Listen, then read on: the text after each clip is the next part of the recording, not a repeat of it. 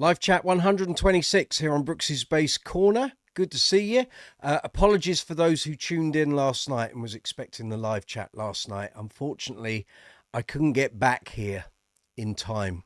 I was down with my folks yesterday, and we had a lot of bits and bobs and jobs to do and get done, and unfortunately time sort of ran away, and then I got stuck on the motorway on the way back, and I just thought this ain't gonna happen. So here we are, rescheduled on a Wednesday night instead. We'll be back to Tuesday slot next week, but I hope you're well. Hope your bass playing's going great. We're broadcasting all the way from London town here in the UK, very warm London town. We've had our fourth heat wave of the summer, so it's been a little full on. But we're here, we're talking bass guitars, bass speakers, bass amps, bass effects, bass accessories, anything to do with bass, great bass players, albums with great bass playing on. If you want to talk bass, this is the place to do it. This is live chat 126. Yeah, we've done 126 of these. And if you count the impromptu live chats as well, you're probably close to about 170. So it's mad, but there we go. So you're very welcome. It's good to see you. As I said, talking bass guitars, bass amps, bass effects, bass accessories, great bass players. If you've got any grief with your gear, if your bass isn't working properly, or the amp's giving up the ghost, or your pedals just don't sound how you think they should sound, come on in. You're amongst friends. Let us know what the problem is. Let us know what the issue is. If I can't help you or solve the problem, I open it up to the floor and with the fine people that we have here on the Brooks's Bass Corner live chat. So, if you've not been here before on a live chat, or on one of my live chats, you're very welcome. So come on in. We're a friendly bunch. We don't tolerate abuse, nonsense, political ramblings, venting, racism, or any of that cobblers. So if you come on here and you're not very well behaved, you'll be straight off again. That's just the way we play. But if you come in, you want to join in the chat, get involved, maybe learn something. I'm learned so much from hosting these live chats every week. So it's a good place to do it. We have bass players from all over the world here. So come on in, join the group, get involved. If you've got any questions that you want to include, if you're on the mobile app, the live chat window is directly below this video. If you're on the desktop, it's that way. Okay. So you'll see the live chat window at the bottom there. There's a box. It says chat or comment or ask a question. Put your cursor in there, type your question or comment, press send. It'll appear here on the live chat window. Next to the chat box, you'll see there's an emoji icon. So feel free to give or put emojis into the chat as much as you wish. It's great for the channel, great for the video. It shows the algorithm that you're getting involved in the chat. Next to that, you're going to see a dollar symbol in a rectangle. That's called Super Chat. So that allows you to make a financial contribution to the channel if you wish to do so. You don't have to. The videos are free to watch, but we're a monetized channel. If you see some information, or you like the way we do the live chats, or you watch any other video here on the channel and you think, I've got some good information there or some advice that I didn't know, you can help the channel using the Super Chat facility. There's also the Super Thanks facility, which exists on every single video here on the channel. So directly below this video window, you're going to see a row of icons. In there, you'll see a love heart with a dollar symbol in. That's called Super Thanks. It works exactly the same way as Super Chat. Again, if you wish to make a financial contribution to the channel, you can do so. That helps to push the video within the algorithm, and everything you see here on the channel, all the reviews, all the demos, all the videos, everything gets paid for by me. So if you want to help with all the stuff that basically I can't do the videos without all this stuff, but it goes towards the StreamYard subscription, which is what we're broadcasting on, which is going out tonight on YouTube, Facebook and Instagram. All the lights, the cables, the microphones, the stands, the basses, the amps, the effects pedals, all the stuff you see on the workshop videos, all of that I pay for. So again, if you enjoy the live chats, enjoy the videos, enjoy the channel. Feel free to contribute to the channel either via super thanks or via super chat. Now on that row of icons below the video, you'll see a thumbs up and a thumbs down. If you're going to give it a thumbs down, that's fine, but please leave a comment in the comment section what you don't like or what doesn't work for you, because I can't make the videos better if I don't know what the problem is. But please, if you are enjoying the video, are enjoying the live chat, enjoying the channel, give the video a thumbs up. It's the most important thing you can do for videos and creators here on YouTube. Subscribers, great. If you want to subscribe to the channel, that's cool. I won't bludgeon you to death about subscribing to the channel. I think it's a vanity metric, but if you give the video a thumbs up, it doesn't cost you anything. It's literally a mouse click, or if you're on the mobile app, it's a tap of the thumbs up. So please, if you could do that, that would be absolutely fabulous. So in that row of icons, you've got thumbs up, thumbs down, you've got the share arrow, so you can share this live chat out to email, websites, social media. Then you've got the super thanks option and the YouTube icons row changes all the time. So whatever else is there, it's there. Feel happy to investigate. Underneath the row of icons, you've got a description box in there. You're going to find timestamps. So as of 12 o'clock tomorrow, you'll be able to zip through this live chat and see all the different topics and questions that we've talked about. So if you don't want to spend 3 hours, we usually go for about 3 hours, could be 4 tonight, who knows? You can go to the timeline, and all the little notches in the timeline will tell you what the subject area timestamp is going to be. Or you can go in the description box, and there you'll find all the timestamps. Click on the time that relates to the topic you want to jump to, and the video goes straight there. That's how that works.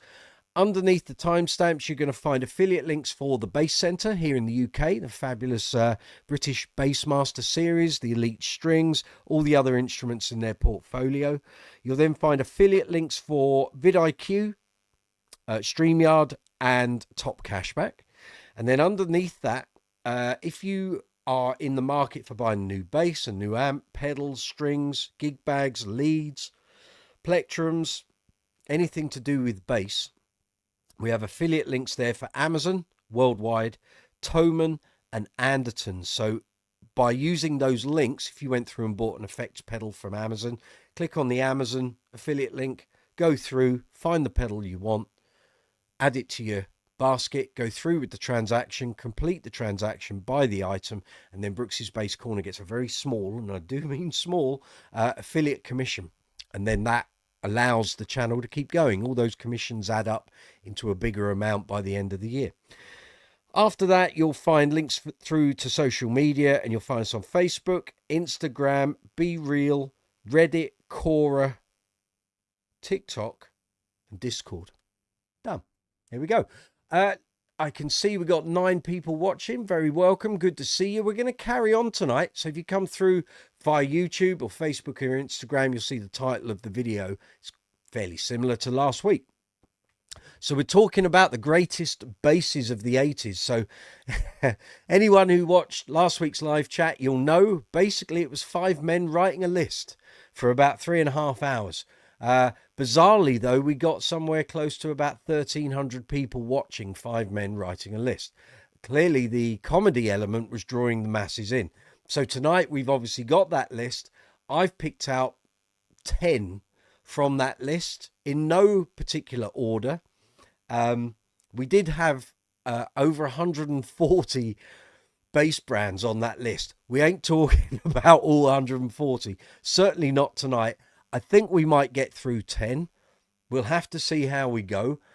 Also depends on who else comes in and joins me on this live chat, because if it's just me, well, it could be extremely exhilarating, but I know I probably won't have much of a voice by the end of it. So some of the regulars hopefully will be appearing sooner than later, but I can see 10 of you are watching, so that's all good. If someone who is watching could just put a message in and let me know that you can see this okay and hear it okay, because at the moment I'm getting no feedback. Normally from the start of a live chat, I see messages start appearing very quickly. It could be because we're broadcasting on a Wednesday night and everyone's watching the Super Cup football. So I'm just checking my phone to make sure there are no messages from people who are watching saying we can't hear you. There we go. People are popping in. Fabulous. Lee Bolton, good to see you. Thank you. Bill Derbyshire, excellent. Gareth Harrison, good to see you too. Good, you got me loud and clear. Excellent. That's what I like to see. So I will wait till a few of the regulars appear, and then we can talk about this list of basses, because I don't want to sort of embark on it and then they come back and go halfway through the chat and go, oh, we didn't know you were doing all of that. So we'll just hold fire on them. Sounds good. Paul McGar, good to see you. Don't think you've been here on the live chat before. Don't recognise your name, but you're very welcome. Good to see you. Excellent stuff.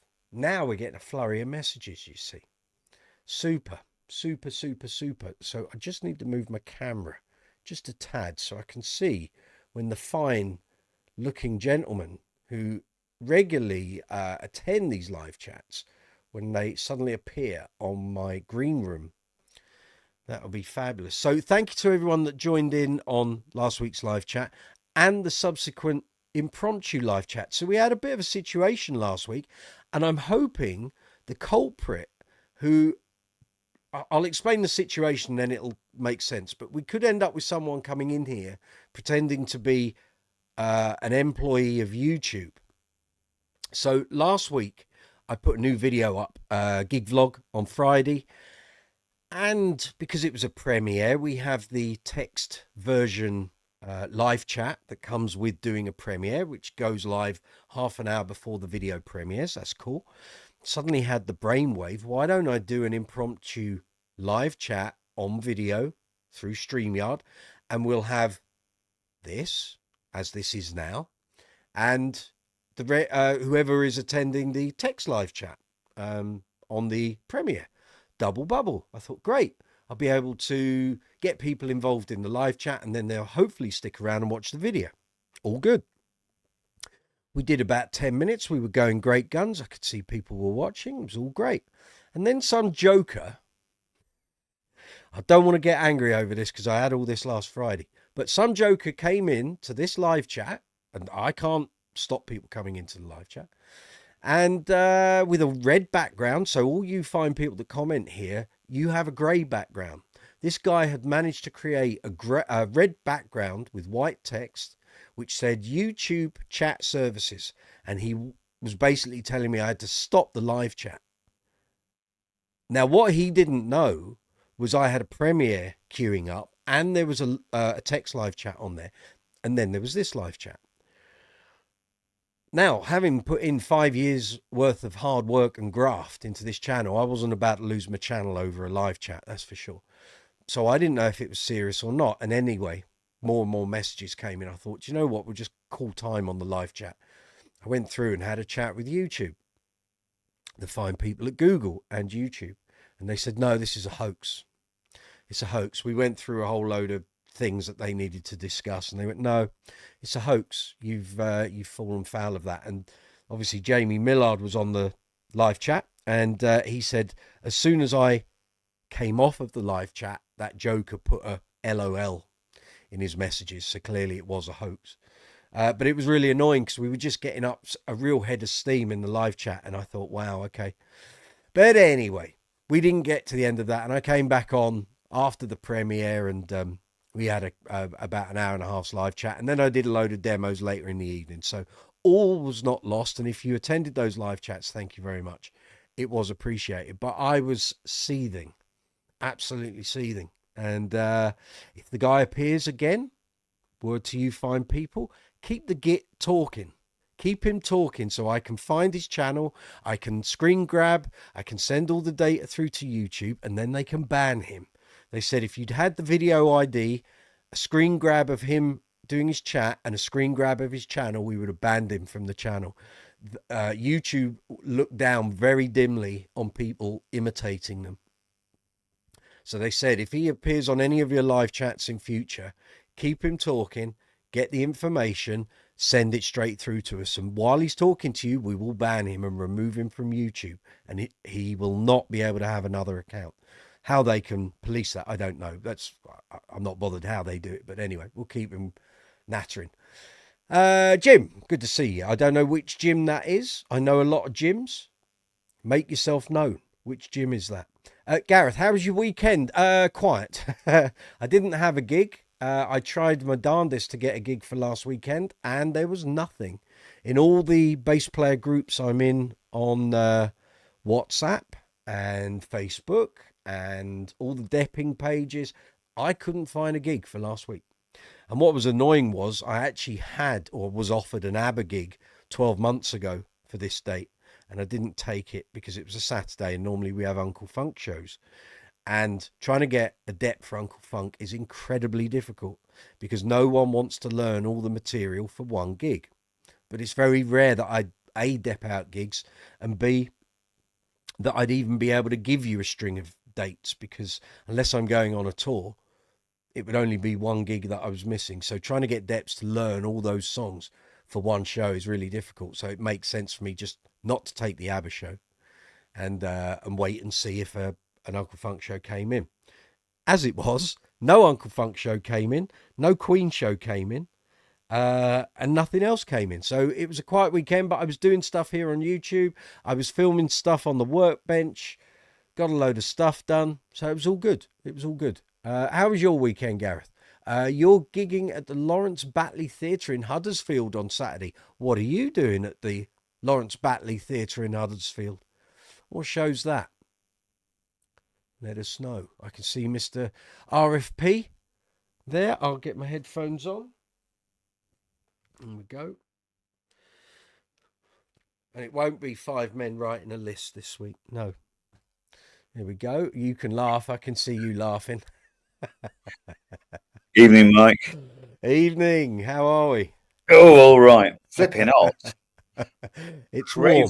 hot. Yeah. It is warm. It's cooler here than it was yesterday. It was like a furnace yesterday. It's been up to about 30 here today, and it's about 26 at the moment. Okay. It's a bit. No, we had a little bit of rain this afternoon. It got a bit oppressive, and it rained, and I think that's kind of cleared a bit of the humidity, but I can feel it. It's warm. Yeah. It's gearing up for another go tomorrow, I think. But any new? Oh, vintage Stingray. Vintage. Yes. Oh, if you're looking at it, it turns out the one I was looking at, the early model from the 90s, which was the V96, with the sort of lawsuit sort of end on it. That one turned out to be passive. So I thought, nah, that's not the ticket. No. You want one from around? Well, I guess the one I reviewed was their range at the time. I don't know if it was newly launched in 2012, but the story behind that was my first review day for the magazine when we moved over to Blaze Publishing. So basically the magazine had stopped with Oyster. None of us knew if it was going to come back. Blaze bought all of Oyster's titles. They put Joel in charge as the editor. And that was actually a review day in August, 2012. And it was done at Blaze's offices. So I knew none of the staff. Right. And they basically had, I think there were a bunch of G&Ls, a few other bits and bobs, some pedals, and vintage. There were 4 or 5 basses, which is what that review was. It was like an amalgamated review of 5 models. Yeah. So I can only assume that bass was new at the time, but I mean, Vintage and JHS come out with so many, or did come out with so many instruments all the time, like really quick. I don't know if that Stingray was new then to 2012 or if it had it was slightly earlier. I looked through all of the old brochures, right? And the smaller curvier headstock one you played, they came out in about 2003 or 4, around there. Wow. Yeah. Okay. Yeah. So clearly, what they just lumped that in as one of a number of basses then. So yeah, I believe they did a facelift, really, really slight of them a bit later on, and just printed the word reissue on it. So, Okay. yeah, yeah. So, Okay. Well, I can have a look yeah, if you want on here. Let's yeah.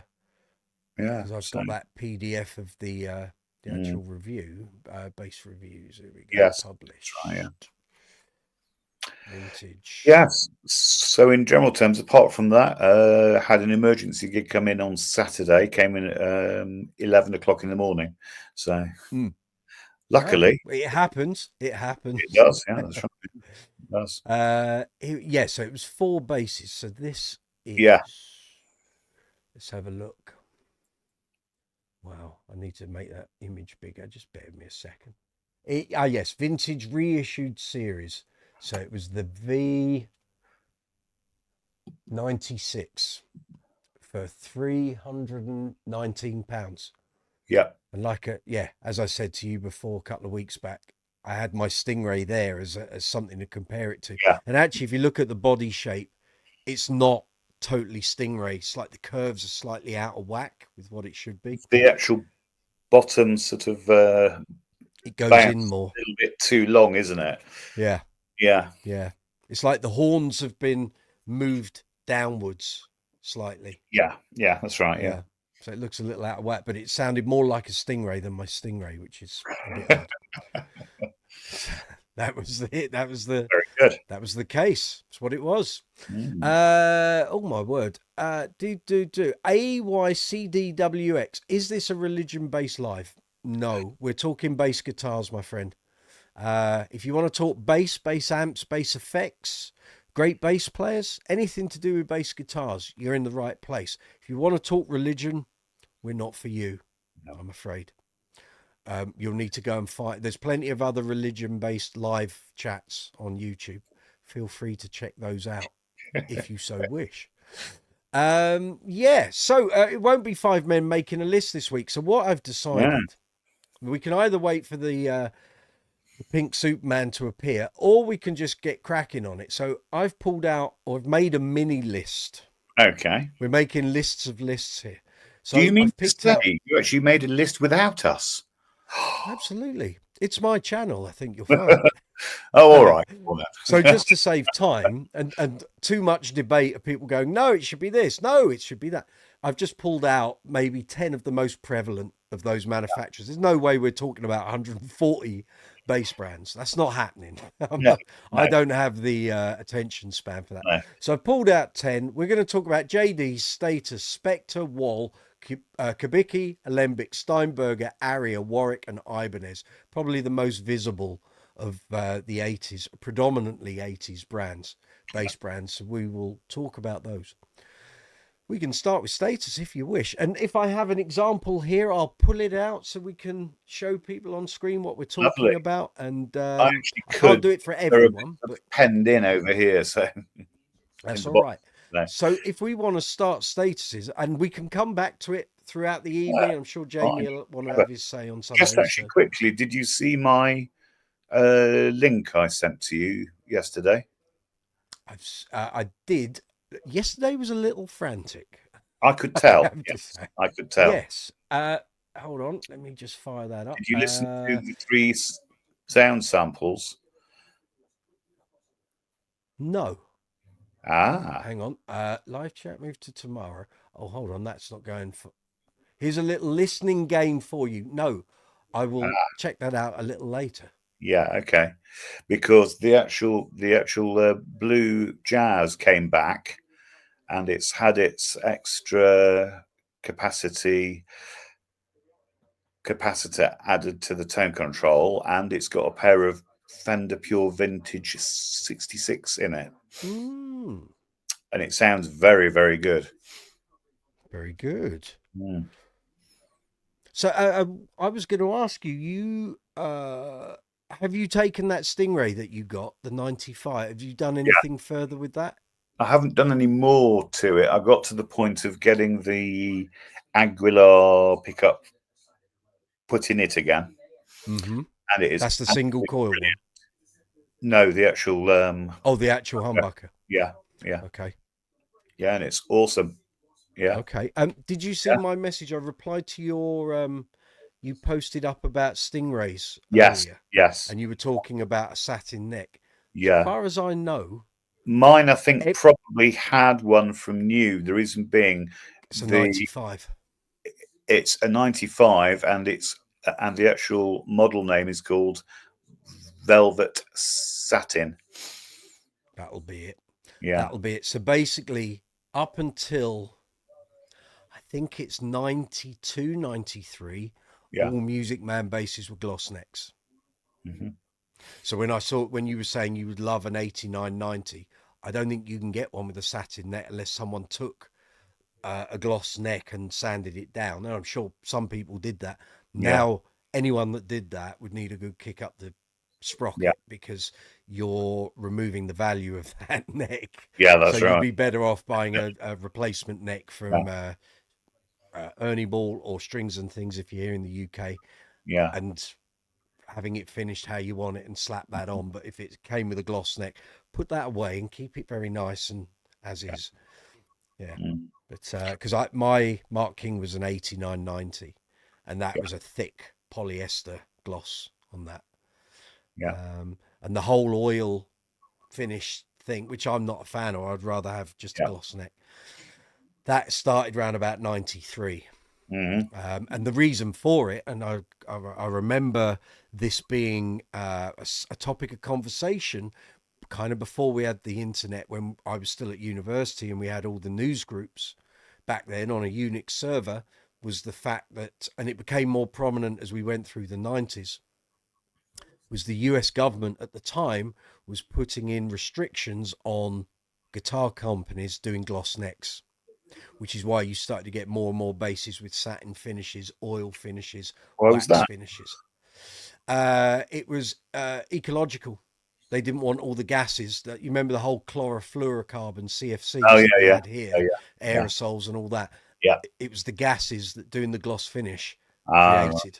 So at that time, a lot of companies, if they wanted to carry on using gloss finishes on the bodies, then they had to come up with a new version, which I think they did, but they didn't apply it to the necks. So what you found were more and more companies were looking for alternatives. Sorry, I'm stepping away from the mic. More and more companies were finding alternatives to gloss finishes, which is why, you start to get all the, a lot of the Warwicks didn't have gloss finishes. They had the wax thing. All right. And all of that. So yeah, it became an ecology thing, pollution and all of that. So I think at the Californian Fender factory, they started restricting it, but in Mexico they had different laws, so they were able to carry on doing it. So at that time, when the Mexican products started to appear, they still had gloss finishes, but the American ones less. Were, I think that satin, was yeah. But there we are. Well done, Gaz. I saw that alert. Thank you.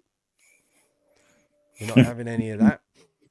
So I think I've starred all those. That's cool. Very good. Right. Let's talk statuses, shall we?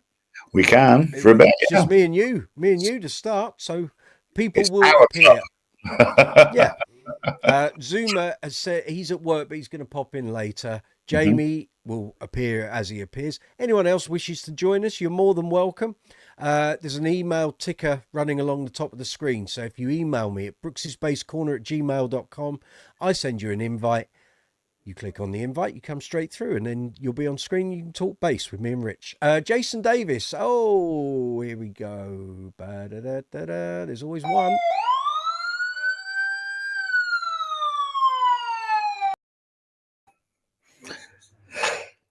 I don't mean I don't agree with you, Jason, but we don't talk politics on here, I'm afraid. Sorry. There we go. We don't do that. I have sent out an invite to Mr. Lee Sklar. He may appear. He may not. Who knows? We'll wait and see. And we have greetings from Bangladesh as well. Yeah, we have. Lovely Mirza. Good to see you, my friend. Hope you're well. Thank you for keeps Good tuning evening. in, which is great, and the impromptu live chats as well. So, right, let's pull a status out of the rack and let's get this show on the road. We can go. Well, take your pick. You can either have a Series 2000, you can have an Empathy, you can have a T bass. We've got a 5-string Stingray with a graphite neck. I've got a Streamline. I think for 80s talk, we need 2000, a Series 2000. 2000. Right, and take the headphones off. I won't be able to hear you. So 2 seconds. We'll get this.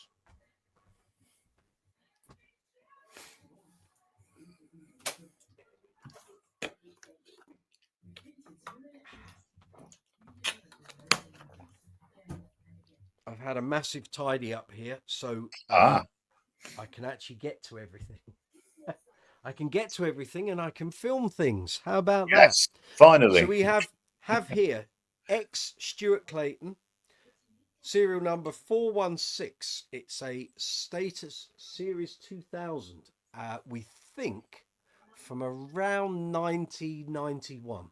Right. It had the Yes. Status logo on the pickups. Yeah. The bridge plate has been changed. It's not the original plate. And the one that Stuart had on it had the flowing script thing Yes. from Yeah. the Yeah. 90s. Another So one. when this went back to Status for a load of work in 2002, Rob said, I've got a plate for that. So there we go. Yeah. Red LEDs. Where's my... Bear me a second. I think I've got batteries in it. So we can find out.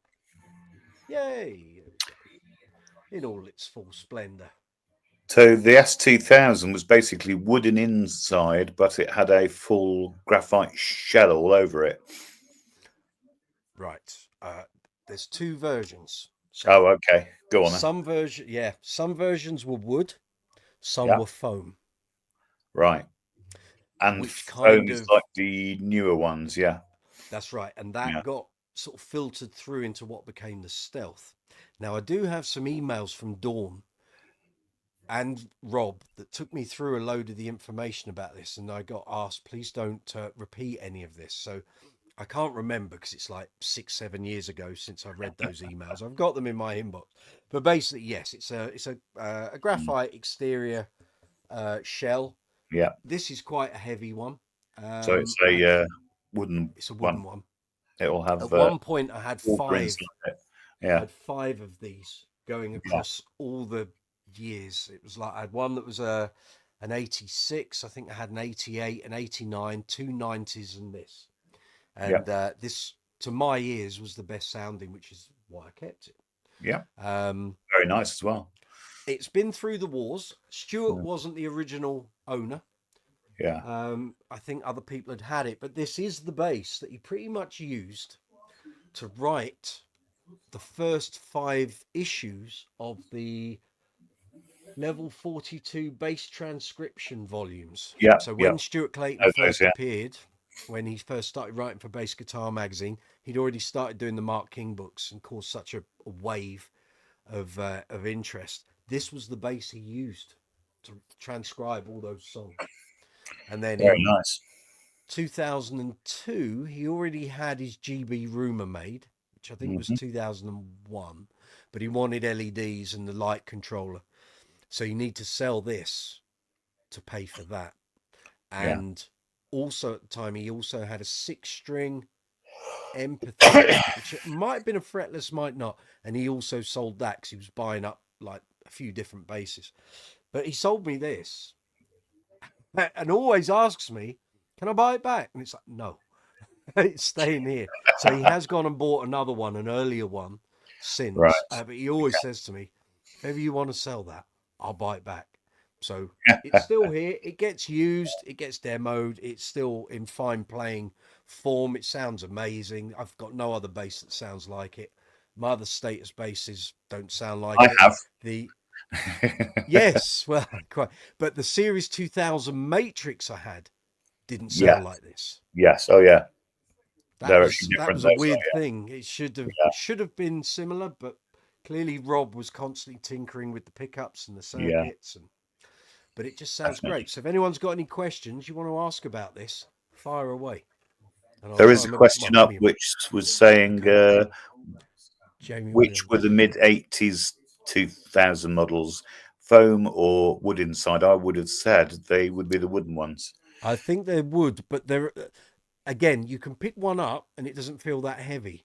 But you pick this one up and it's like, no, that's solid. Yeah. And out of the 5 I had, all of them weighed differently. Mm. Chris Mowry, good. Hello, Chris. Good to see you. Lee Bolton, Series 2000, still on my list. What sound? Exactly.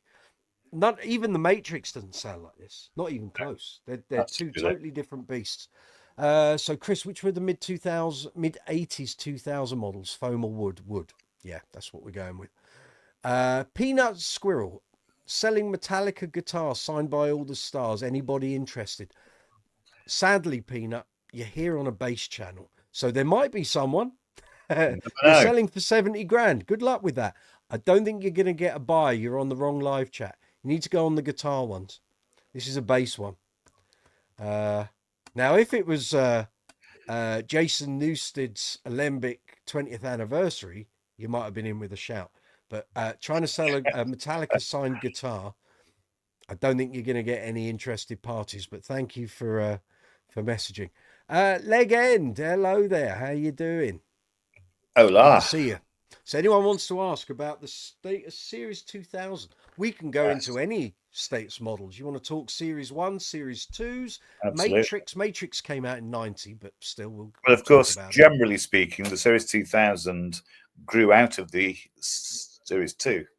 Yeah. Yeah. Yeah.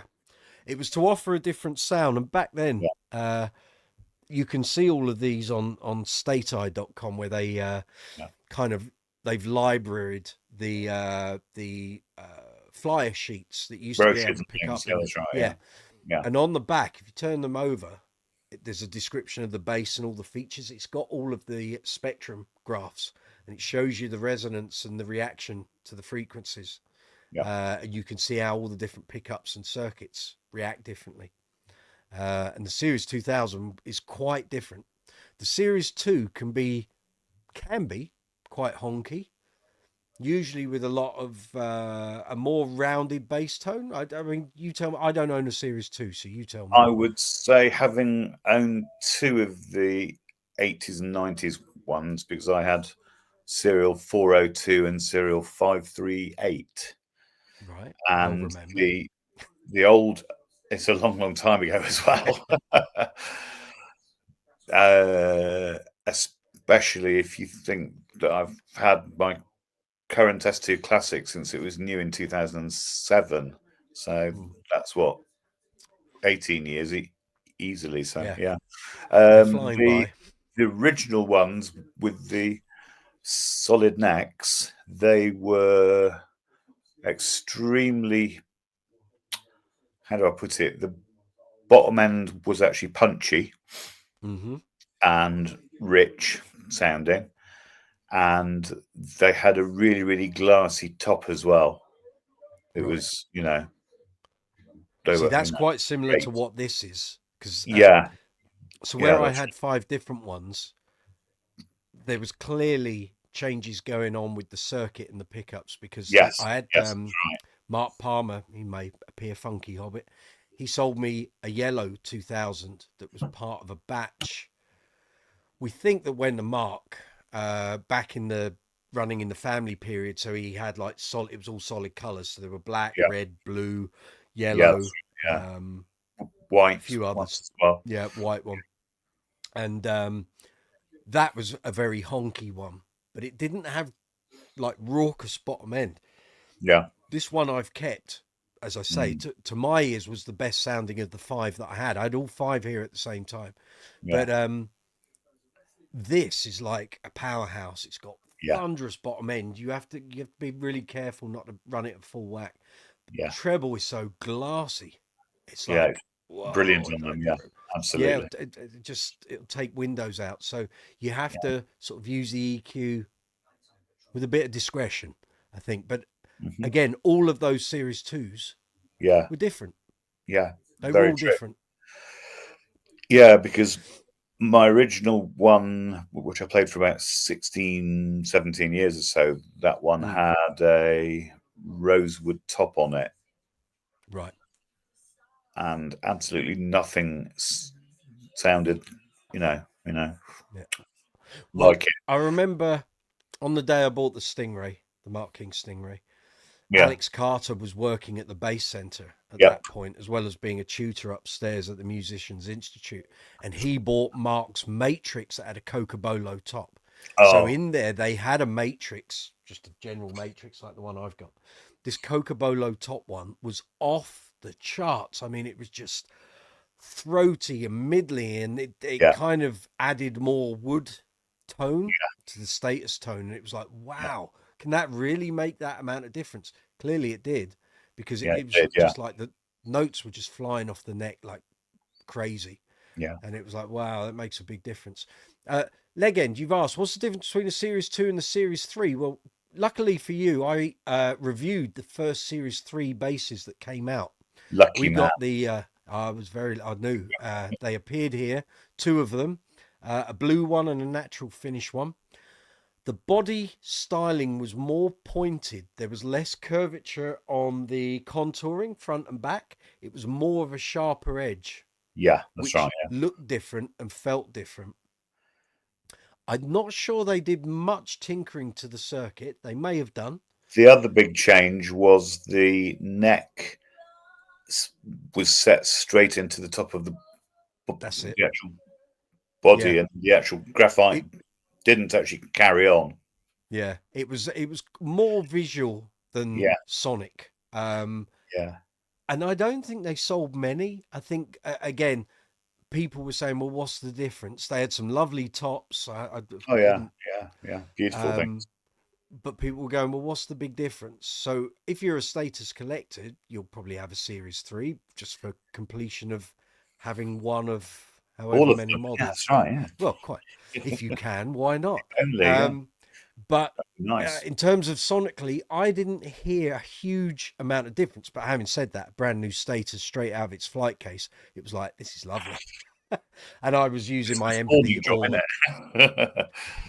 hard old day that was, but we had to turn the review round within 24 hours because the basses got picked up 24 hours later before they went off to all the other websites and magazines and stuff. But they were great. So if you see one and you're a bit of a status collector, grab it, because there aren't many of them about. But if you've already got a status and you think, what's the point? You're probably going to find it's got an inflated price tag. So unless you find one at a decent price, I wouldn't bust yourself up about getting one. I think I'm not degrading what it can do and how it sounds and looks. I'm just saying there isn't a lot of difference. So. Brilliant things, yeah. Lee Bolton, the 2000 was the first hi-fi sounding bass I ever heard. It completely blew my tiny little mind. Such a clinical, punchy sound. That is exactly it. That is exactly it. And when once I started building a little collection of statuses here, and you plug them all in, then you used to be able to do this at the Bass Centre because they would have loads of them. Now that opportunity, unless you go and buy them, you can't do it. You can't even go and play them at status. Hello, James. And but I had a Series 2000, I had an Empathy, I had the Series 2 Matrix, the regular Matrix, the T-Bass, Stingray with the graphite neck, a few other bits and bobs. You can hear how that 2000 is just like, it's a different beast to other Stati. And as we came out of lockdown, I had a couple of basses here from a guy called Paul, and I was setting them up and what have you. And one of them was a Series 1, which in its own right was a really lovely bass, but totally sonically different to all the others that I had here. Very much different, but within its own realms. If you put it up against other basses, you'd go, oh, well, I can hear that's a status. Again, it's the circuitry, it's the pickups and what have you. But Lee, I'm sure I heard somewhere the foam bodies were less desirable and sometimes threw up a few problems. That might be to do with lamination of the graphite. Might have been. I'm not sure. I haven't heard that, but I mean, the grapevine is a wonderful thing. So, I've owned a couple of the all graphite foam based streamlines. Right. In the past, they were all right. Brilliant. Yeah. I mean, there have been problematic too at the moment. Yeah. Yeah. Yeah. There have been some problematic status examples over the years. And I can remember on the old Level 42 Digest, various bass players going, it's delaminating. The necks are delaminating. The fingerboard's coming away. I've never had any of this. So Yeah. either I've got lucky or the people that had those, what were they subjecting it to? If it was a breakdown of the materials, every manufacturer has a couple of rogue examples. So Very true. Yeah. normally these things are tough as old boots. Yeah. And, They are. you know, the lacquer, I mean, this has got a fair few dings. Rob did his best to lessen the impact on a couple of them. But the lacquer on it's so thick, Yeah. you know, you bash these things around, they'll take it. They will take Absolutely.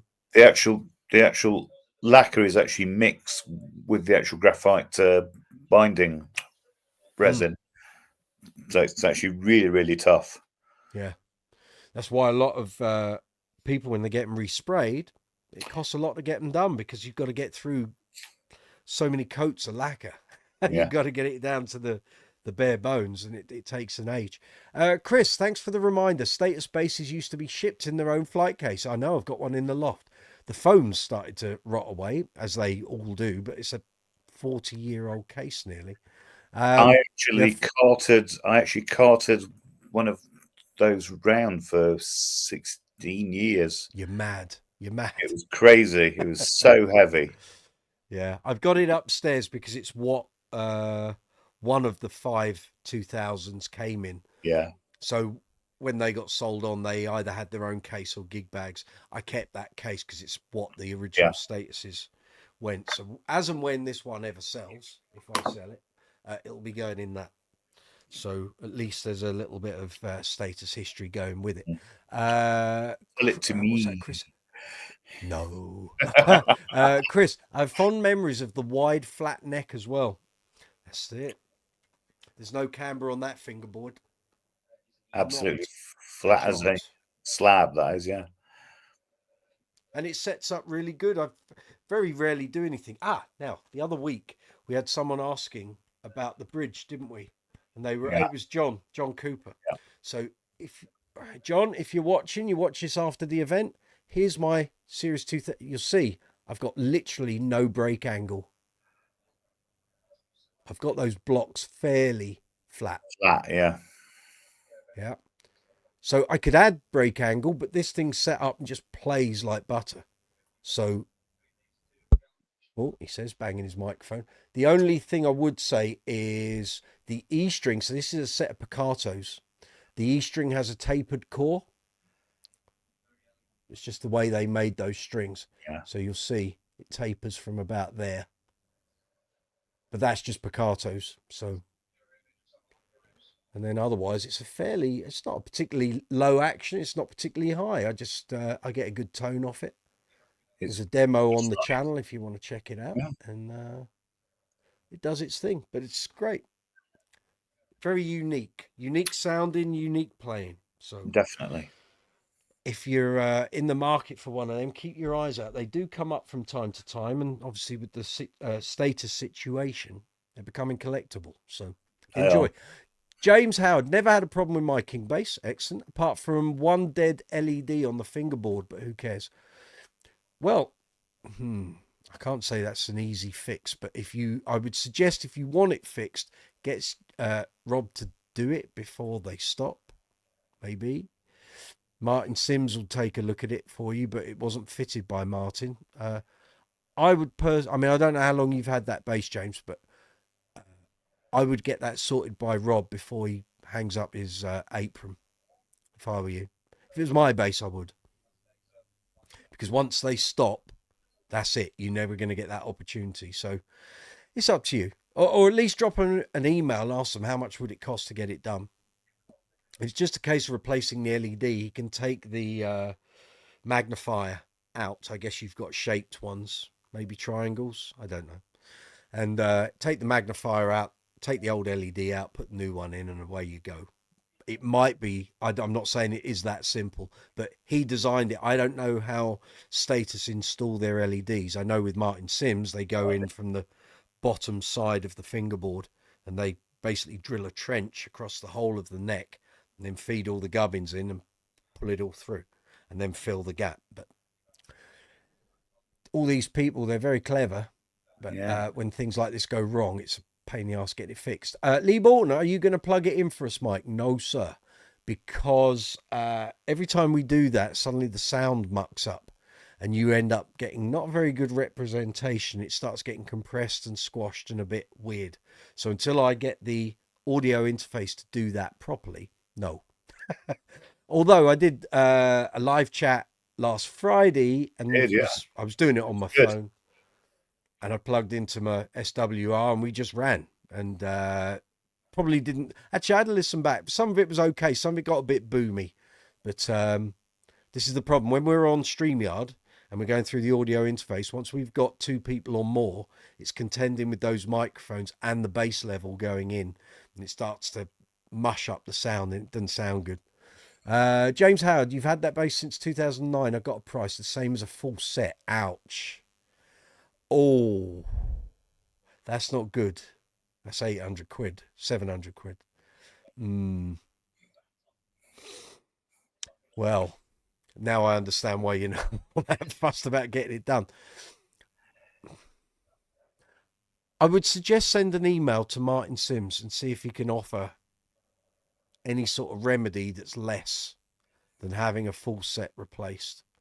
I know Martin has always said to me, if any of the ones he's fitted on any of my basses goes wrong, to tell him and he'll sort it. But I don't know what the fee is. And I've been very lucky. All my LED installations have been good. So, ouch. That's really... That's not cheap at all, that, man. That's why you don't have LEDs in your basses, kids. Especially if it's front facing. If it's on the side, it's not such a big deal because there's no glam factor. It's for you. But if people are buying a bass with LEDs and they want it to all look all singing, all dancing, and one of them don't work, oh dear, I feel your pain. I do. Gareth, StreamYard compresses the sound followed by YouTube compressing it. Well, that would explain it, wouldn't it? Yeah. So when we've tried that before and it's all gone a bit... It's fine when you're filming a video and it's just you on camera. But when you're trying to do live stream, it's got so many other things it's trying to deal with. It all gets a bit squashy. Although I haven't done it recently. I'm just wondering if... Oh, no, I'm sure we tried... Didn't we try it after I had the new BT installation and it still was a bit cat-handed, wasn't it? You did, yeah. Yeah, you did. Okay, right. That's statuses. We can come back to them if people want to ask more questions through the evening. We can come back to that. Right, take your pick. Take your pick. We have a choice of... You got Jaydee, you got Spector, you got Wal, Kubicki, Alembic, Steinberger, Aria, Warwick, and Ibanez. Aria. Very good. Right, I'll dig one of them out. The pink bassman's here. Stop wagging your finger, it'll fall off, I tell you.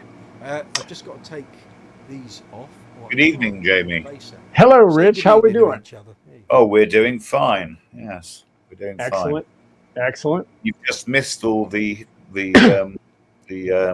frenetic status. Status, yeah. Oh no, yeah. I caught it because I was actually in the shiny metal box, cruising along. So because of that, I was able to catch a few bits of it, speaking about the lacquer and how the fibers in the lacquer are intertwined. And That's Mike is giving me his JD and all that other stuff. That's right. Yes, he is. That's not happening. You're living in the world again. Actually, probably even. I'm dreaming. I'm in the world of Brooks. I'm dreaming in the world of Brooks. Yeah, that's right. Well, I got something to show you lads as well. And yes. I think you actually might have seen that Mike's promised to give me his S2000 as well. I think everybody captured that on the live stream. I think it's somewhere in the chat as well. Somebody typed in there and. I can see a Kevin Maloney in the chat window. Is that Kevin Spike Maloney? He of sound man with Bonnie Tyler fame. There you go. Because he's saying, may the Zon bass get a mention, please. And Zon is what Ed Paul, Bonnie Tyler's bass player, uses. I'm guessing that is the world famous Spike. I'm guessing. Lovely. James Howard, Aria Pro II if you have one. Yes, sir. Super bass, SB 1000. Right. John Taylor all day long. Where's Zuma when we need him? Absolutely Oh, he'll be amazing along things later. there. He's at work. Right. They are. They have a sound of their own. Yes, they do. It's very well. The whole. So I've had lots of people get a bit confused, right? So they think the bass is active passive. It's not. It's permanently active. The Right. switch, when you turn it on and the LED comes on, which it isn't going to do because I'm not plugged in, brings the noise killer filter circuit into play. So when the switch is off, you've got volume and tone. That's not passive. The bass is constantly active. When you turn it on, then the noise killer circuit comes into play. So you've basically got, I think it's 6 settings of mid EQ. That's how that works. I get people all the time go, it's not, it's an active passive switch. It's not. It's not. It just brings that circuit into play. I know I had Martin Peterson at the gallery go through the whole circuit with me and explain to me how it all worked. So basically each setting on that dial is a different mid voicing, and it's almost like it's not a low pass filter, it's like a mid pass filter, but they called it a noise killer circuit. I don't know why. Basically they say, oh, it cuts out the noise in the signal. No, it doesn't. It's to do with mix. They had to come up with a name. Japanese, isn't it? The vapors. But basically, as you switch from each of those, you hear the difference. I mean, it's radical. Each one's totally different. And to be honest, the last two, when it's like really, you wouldn't use it. No. I wouldn't use it. But the other 4, yeah, absolutely, all day long. But just great basses. They always were. They still are. You know, Cliff Burton pushed them into another realm, and his legend keeps making them extremely popular. True, especially the black and gold ones. Popular. Yeah. Popular. I always like the Paduke Red. I had one of those. Yeah. The Paduke Red. Nice. I had one. Yeah. Yeah. It weighed a ton, but it was lovely. This is heavy, but it's not. I mean, I know some people have Aries and they go, my God, it's like wearing a wardrobe. This is heavy, but it's not. Lion the Witch in the Wardrobe, what? Alembic boat anchor. Oh, yes. No, it's not that bad. No. But it doesn't beat the T40.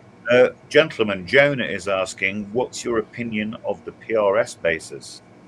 The old ones or the new ones? That's it. He didn't say. I'd assume, being as we're talking 80s, the old ones. I'll keep the bass here. We can talk about it. Yeah. I've never played a PRS bass. I have. Knowledge. I've played one of the PRS Kestrels, and I found it really, really bland. It was just a bass. It was He's asking jazzish, about like. Both. He's asking about both. Yeah. Mm-hmm. So I tried the old ones. Yeah. I've tried one of the 2012, around there. Okay. Kestrels, and it was very ordinary. Very plain. Now, you remember last week I pulled out that copy of the Watt bass book. Yeah. And in there so that's a 1989 book. They had PRS basses going back then. They were very positive about them back then. All right. But I don't think they ever made them in huge numbers, as far as I'm they aware. didn't. Yes. Yeah. Jonah says, I personally believe they should stick to guitars. Well, that backs up what you've just said, Rich. Yeah, that's reasonable. It sounds to me like they probably make a bass for the sake of making a bass. Yeah. It's not something they particularly go into with great gusto. They just make a bass because we need a product in the market. Of course. A lot of guitar manufacturers do that. Yeah. Their guitars are their bread and butter, but we need a bass because it might appeal to bass players. It's like, be a bit more involved in it than that. Right. Well, I've got something to show you as well that kind of crept in today. Keep it clean. Go on, then. Go on, then. Oh, let me get the pink strap. Wait a minute. Well, it would be wrong not to. Okay, so it is. Yes. There it is. coming to a Brooksy's Bass Center soon. Yes. Apparently. Very soon, isn't it? We'll put that on the JD. That'll be the strap for the JD. Yeah. Okay, so. Oh, well. Ooh. Is it silver? It's silver. Grey. That looks like Metal a silver Rickenbacker. Metal flake or just a sparkle? It's a sparkle. Very nice. This is a 1986. To buy that? I didn't. Actually, a friend of mine handed it. Stolen it. Yeah, I shifted it. I got 5 fingers. Aha, yes. No, a friend of mine passed it on. This thing must be, I haven't plugged it in yet. It must be really nice to have this much wear on it. Wow. Just a bit, It's done the somebody rounds. loved it. Somebody loved it well, shall we say. Did I But see it's- Jack's pockets there on the bottom? Yes, Ricker Sound, stereo. Rico Sound Stereo and the mono. This is backwards because the letters are up here when they should be here. Yeah. So somebody's been in there mucking about, and I'll sort it and get it right. But this is a April 1986. Very nice. So the 2-piece scratch plate. Yeah. So if you need to adjust the neck, you take this section off, and the rods are right there, as opposed to up top. Right. Rather So- you than me. Oh, I've done it so many times. And actually, it's quite level. It's quite level. So this would actually be a smasher if I did it in sparkly pink.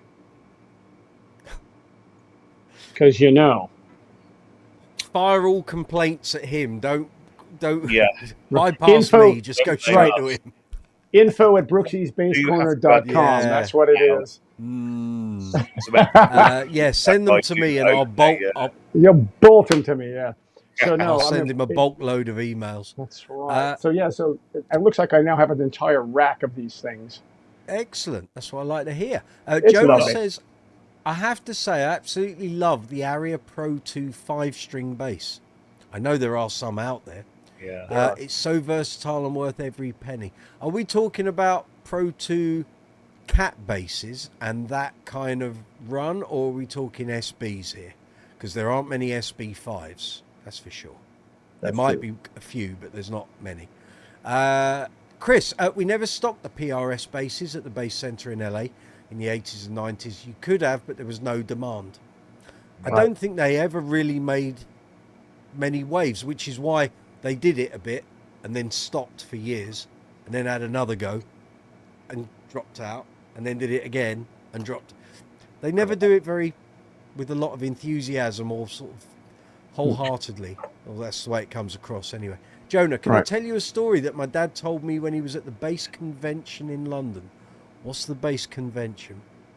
I'm asking because I used to be part of the team that ran the London bass guitar shows. Is that what you mean? So I was working at the magazine for the whole run, so 2011 until 2019, but I wasn't part of the staff at the shows in 11 and 12. I started in 2013. Is that what you mean? I don't know what the bass convention in London is. Put some more meat on the bones, Jonah, if you would be so kind. So, Mike, since you have a row of headstocks, I have a row of headstocks. Yeah, well, you see, I had a nice tidying up session last week.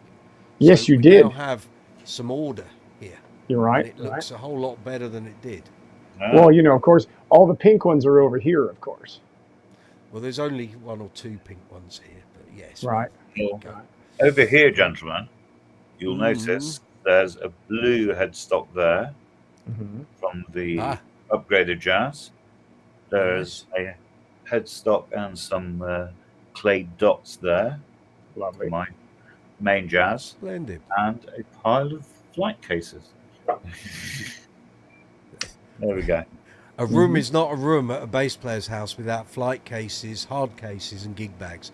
I've got so many gig bags flying around here at the moment. I keep forgetting which bass goes in which bag. But I have a case stash. I have all the cases stashed, and they're all labeled with blue tape to know which bass goes with which box. Yeah, I've done that. Actually, the other week, I was looking at a bag and things, and Fender, for a 25mm thick bag, wanted to charge £90, and I thought, no. Yeah. And go with the Rock Techs. I great. found Toman do one, which is actually 20mm for £31. There you go. Really, really good. Sounds like a winner. Yeah. Yeah, I stumbled across the Tortec because did I say Rock Tech? I didn't. Tortec. Yeah. You did, yeah. When we were doing reviews at PMT, it's a gig bag brand. Well, they do lots of cases and bags and stuff. Yeah. And they kept bringing out basses in these gig bags. I'm like, how much is that? And they said, well, there's 3 different thicknesses, but this is like the premium one. I said, what's the price? They said 57 quid. That's right. The bargain, that is, yeah. And it was maybe not quite at mono level, but it wasn't far off. Yeah. And the Gator ones are very good. They're like half the price of mono, but these Tortecs were 57 quid. And I thought I could stick a load of my gigging basses that are in and out. And I was using double bags for ages, and it just got to a point, just before we went into COVID, I thought, this is killing my back, carrying 2 basses in one bag. It was fine when I was younger, and so I thought, no, it's time to go back to individual bags. And the Tortecs have been great. I've got 3 on the go that are constantly being rotated, and I've used them since we came out of lockdown, and I have no complaints. £57 a time. If the bass strap button went through the bottom of the zip, I don't care for 57 quid. I'd be aggrieved if it was a £200 mono. Definitely. And I've seen that happen. People turn up at a gig and their strap button's gone through the zip, and suddenly the zip gives way and the bass falls out. That's always a joy. Jonah, my dad was playing roundabout on a Rickenbacker. He feels a tap on his shoulder and he turns around. It's Chris Squire, and he says, let me show you how I played it on the record. Excellent. I don't know what the bass convention was, though. I don't know what that must have been in the mists of time. 70s, 80s, maybe? I don't know. If you know any more, Jonah, tell us. Gareth Harrison, looking at an SB600 tomorrow that a friend has. He's asking $550. That's good. Do you think that's a fair price? Yes, I do, if it's in good condition. Because I've seen some SB600s going up around 800. Go on. You know who else has one for sale, don't you? Oh, yes. I'm not sure how much they want for it, though. I don't know either. I thought about asking since we're talking about Aria Pro. If you want to know, Gareth, Nick Smith's sister has a red, kind of the Paduke red SB600. And I don't know what they want price-wise, but there's one there. So if this one you're looking at isn't that great, maybe if you contact me, let me know, and I'll put you in touch with Nick's sister, and you can have a chat. Mike plugs them in after cake. Hey, you're talking you have to read tongues, man. No, if that was the case, it'd be gibberish. Let me show you how I. You'll notice the comments on there saying, plug it in and play, and I said you don't plug it in without cake. Aha. Gentlemen, I have. I have stumped him. Richard, I have stumped him. I have info. Go ahead. The London You Bass won the lottery. How about that? Also known as Bass Day Europe, is an event dedicated to bass players, featuring exhibitions, live performances, workshops, and masterclasses taking place on the 1st of June, 2025. I can explain to you what that is. That's a load of old nonsense. That's so that was the one that center, yes, that was the thing that the guy writing Bass Guitar Review magazine tried to get off the ground. All right. Found something on Google. That's is the that bass one? convention. Okay, yeah. That was that. The bass convention. Well, it must have been in Chris Squire's lifetime, so it's prior to 2015. They said it was the 90s. Yeah. I think it might have been 80s or 90s. AI got it wrong. AI got it wrong. Imagine that. You can't trust it. Nope. Trust it. What a shock. Shocking. Yeah. Jonah, I love Tortec cases. I practically lived in PMT. It's such a shame they've closed down. Quite, because now means I've got to buy them elsewhere. Gareth, Tortec was a brand that GAC, Andertons and PMT jointly bought in bulk. Sadly, Andertons is the only one left. Yeah, and they charge more than PMT did. Shocking. Jonah, my dad called it the bass convention. I believe it was in the 90s. I bet it was the London Guitar Show that used to be at Wembley Conference Centre. I bet that's what it was. Lovely. Either that or the Birmingham one. Go on. And if you read down, Jonah says, I've got to say, I have just subscribed. Your content is amazing. He's right. Thank you very Yes. much, Jonah. Well done. Cheers, Jonah. Thank you. Cheers. Thank you for subscribing. Please give the video a thumbs up. That's the most important thing you can do. Send Mike some cake. Not just Jonah, but anyone watching. I see 16 people are tuned in at the moment. Please give the video a thumbs up. If you don't enjoy it and going to give it a thumbs down, then leave a comment. Let me know what you don't enjoy. But the most important thing you can do for me, for the channel, for this video, this live chat, and any videos here on the channel is give them a thumbs up. The algorithm suddenly goes, oh, we'll promote this video, and suddenly it gets pushed out to more and more bass players. And then we get more and more bass players come into the live chat. We get more brains dealing with all the things that we talk about. That's the way it works. You've liked it as well. You're a good man. See, I told you. It was a sterling chat. Well done, sir. So here we are then. So Aria, any more topics for discussion? Anyone want to talk about Arias? They're a lot of fun to play. I can tell you that. Brands in the 80s. They were everywhere. Yeah. They were everywhere because they sounded so different. Duran used them. Always. Duran, Haircut 100. Yeah. Jack Bruce used them. Marcus Miller used Aria for a while. Not necessarily a super bass, yeah. He was in their 87, 88, 89, 90 catalogues. I think that he got sent like some of their cat basses. They were just everywhere. And actually, as time has gone on, and when we were doing research for various articles at the magazine, you suddenly realised these weren't just Cliff Burton and John Taylor basses. Loads of players had these. Neil Murray used Arias for quite a while. He actually created like a double coil pickup. So it was two of these in one unit, almost preempting that Super 8 that Enfield did. And then Rudy Sarzo had them, and he had his own model made after that. Yeah, with Alembic. So you could go punch out some Quiet Riot, and there it would be. On the metal side. Raise your hands and all that. Oh, yes. Gareth, other Matsumoku basses include West Tone and Vantage. Yes, indeed. West Tone, I think, is actually on my list. We may get to that. It is. Yes. We may get to that. I know. Well, what were the top two? The top two were Status and Jaydee. No, it's not in any particular order, Jay. It's okay. Just, the most prevalent I can see on the list. Nice. Right, that's Arias don't. Yeah, Cliff Burton. Yeah. Jonah, I was wondering if any of you have heard of the band Porcupine Tree. Absolutely. Colin Edwin is a phenomenal bassist, and I really enjoy his bass line on Glass Arm Shattering off the 2005 Dead Wing album. Yes. Wal Fretless.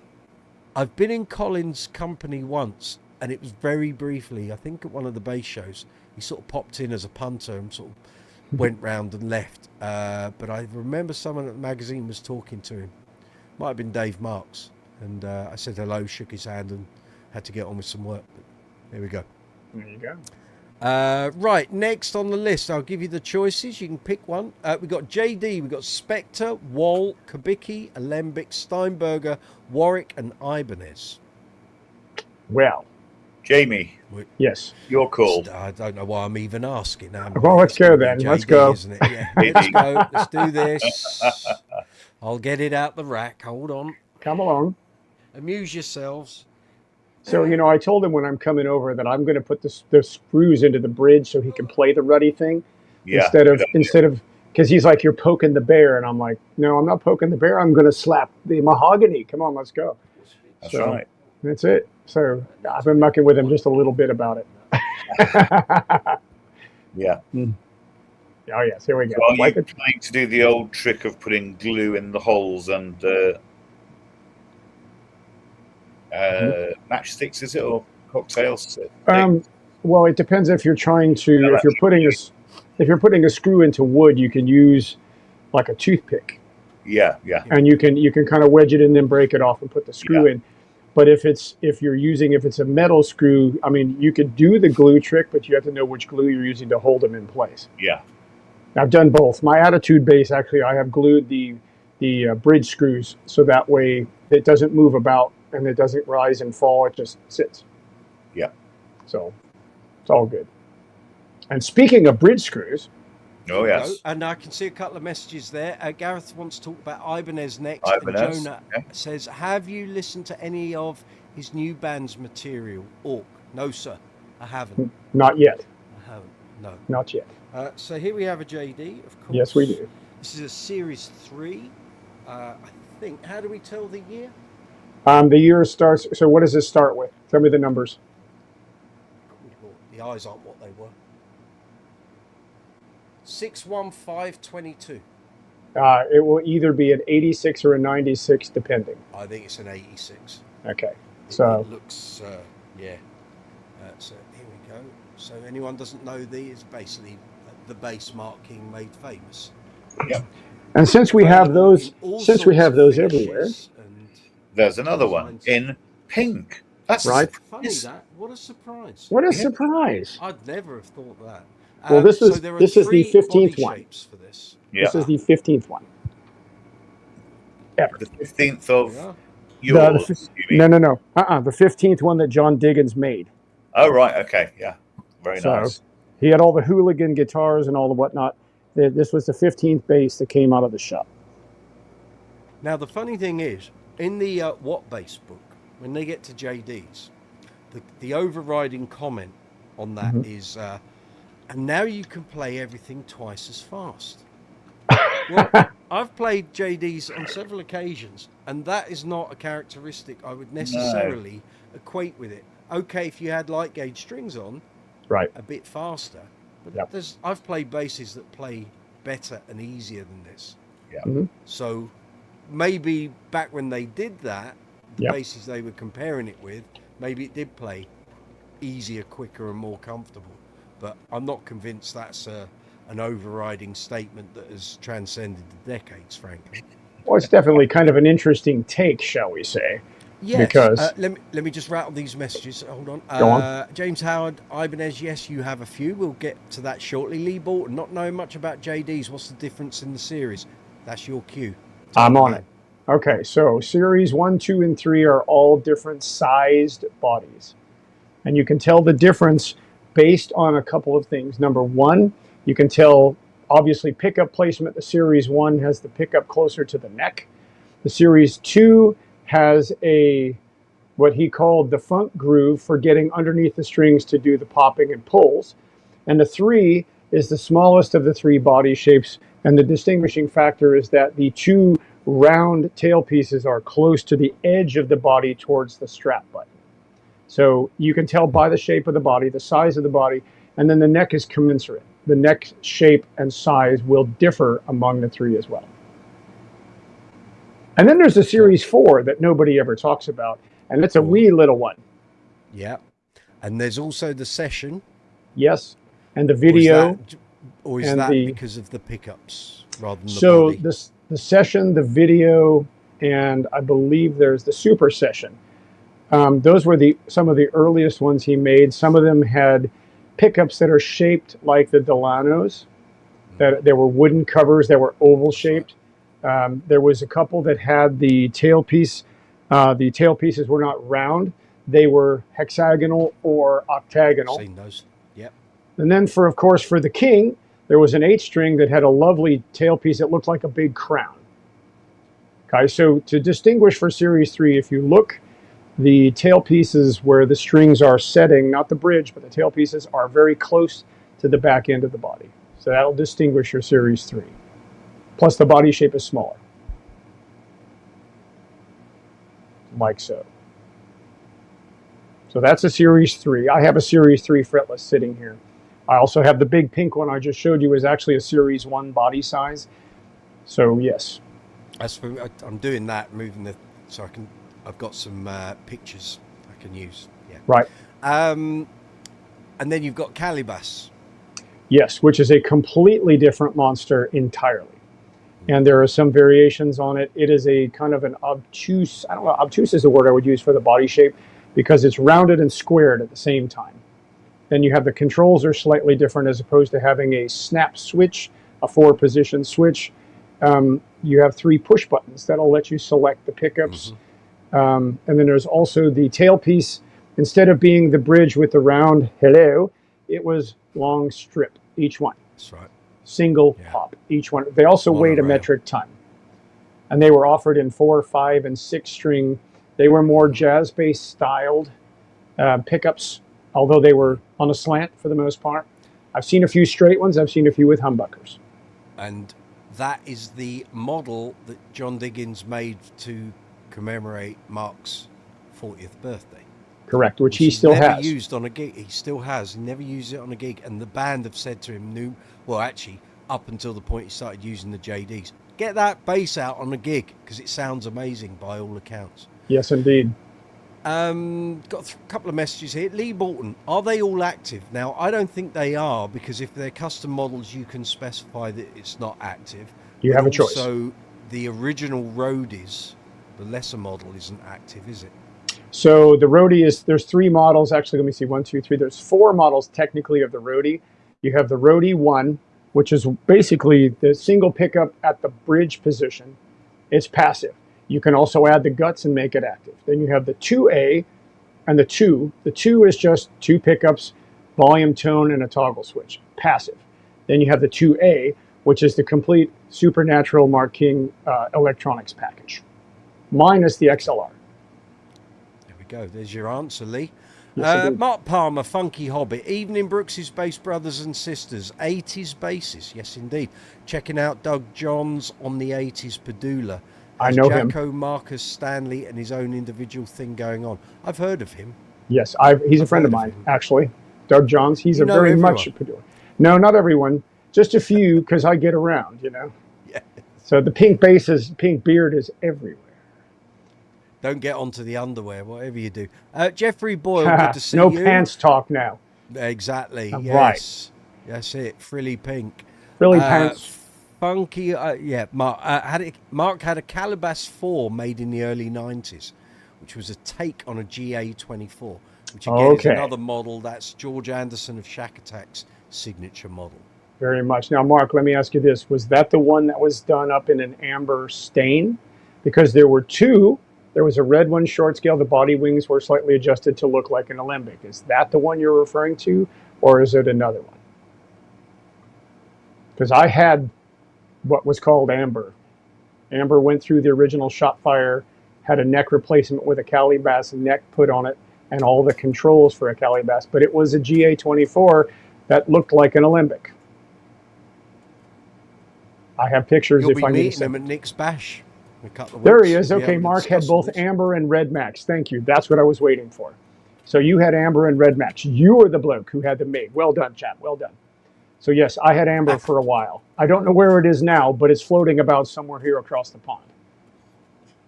So yes, well done, man. There we are. Yes. There we are. Anything you'd like to ask about Jaydees, Rich?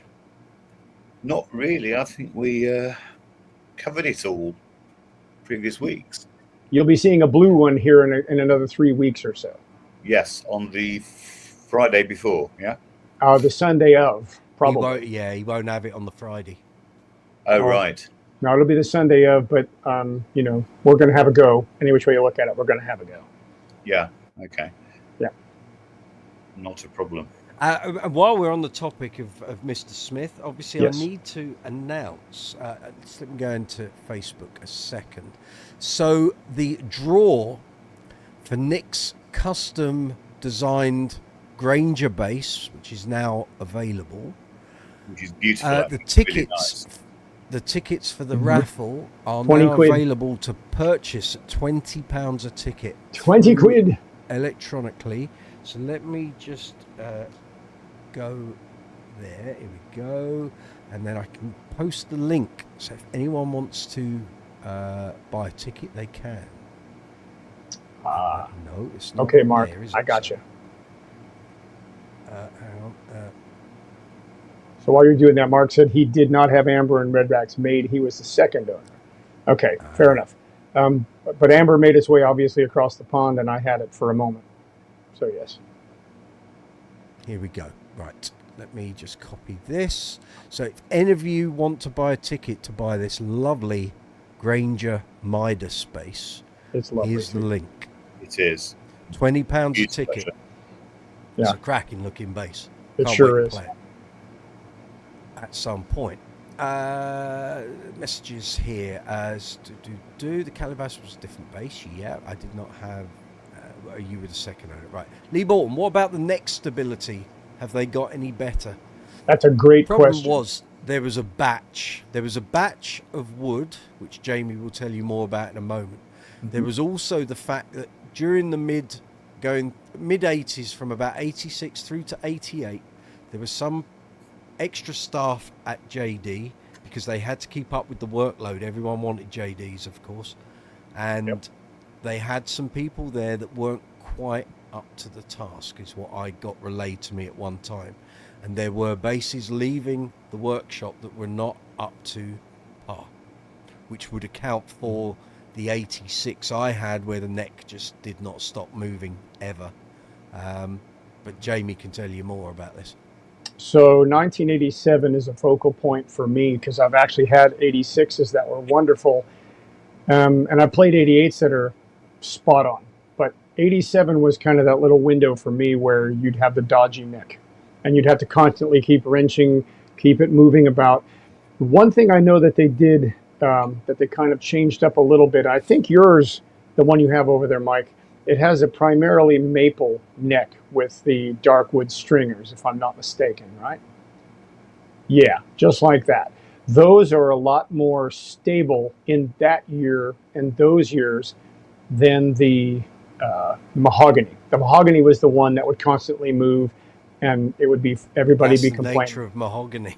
It is, and then if you get that's why a lot of makers don't, or generally a lot of makers won't use it. Brands like Alembic, it's part of the tone. That's why they keep going for it. But a lot of other brands just don't. Yeah. Yeah. See, so I mean, the bottom line is the 87 ones can be questionable, but the way that they've gotten it sorted, there was also an issue with truss rods. They told me there were some dodgy truss rods in 87.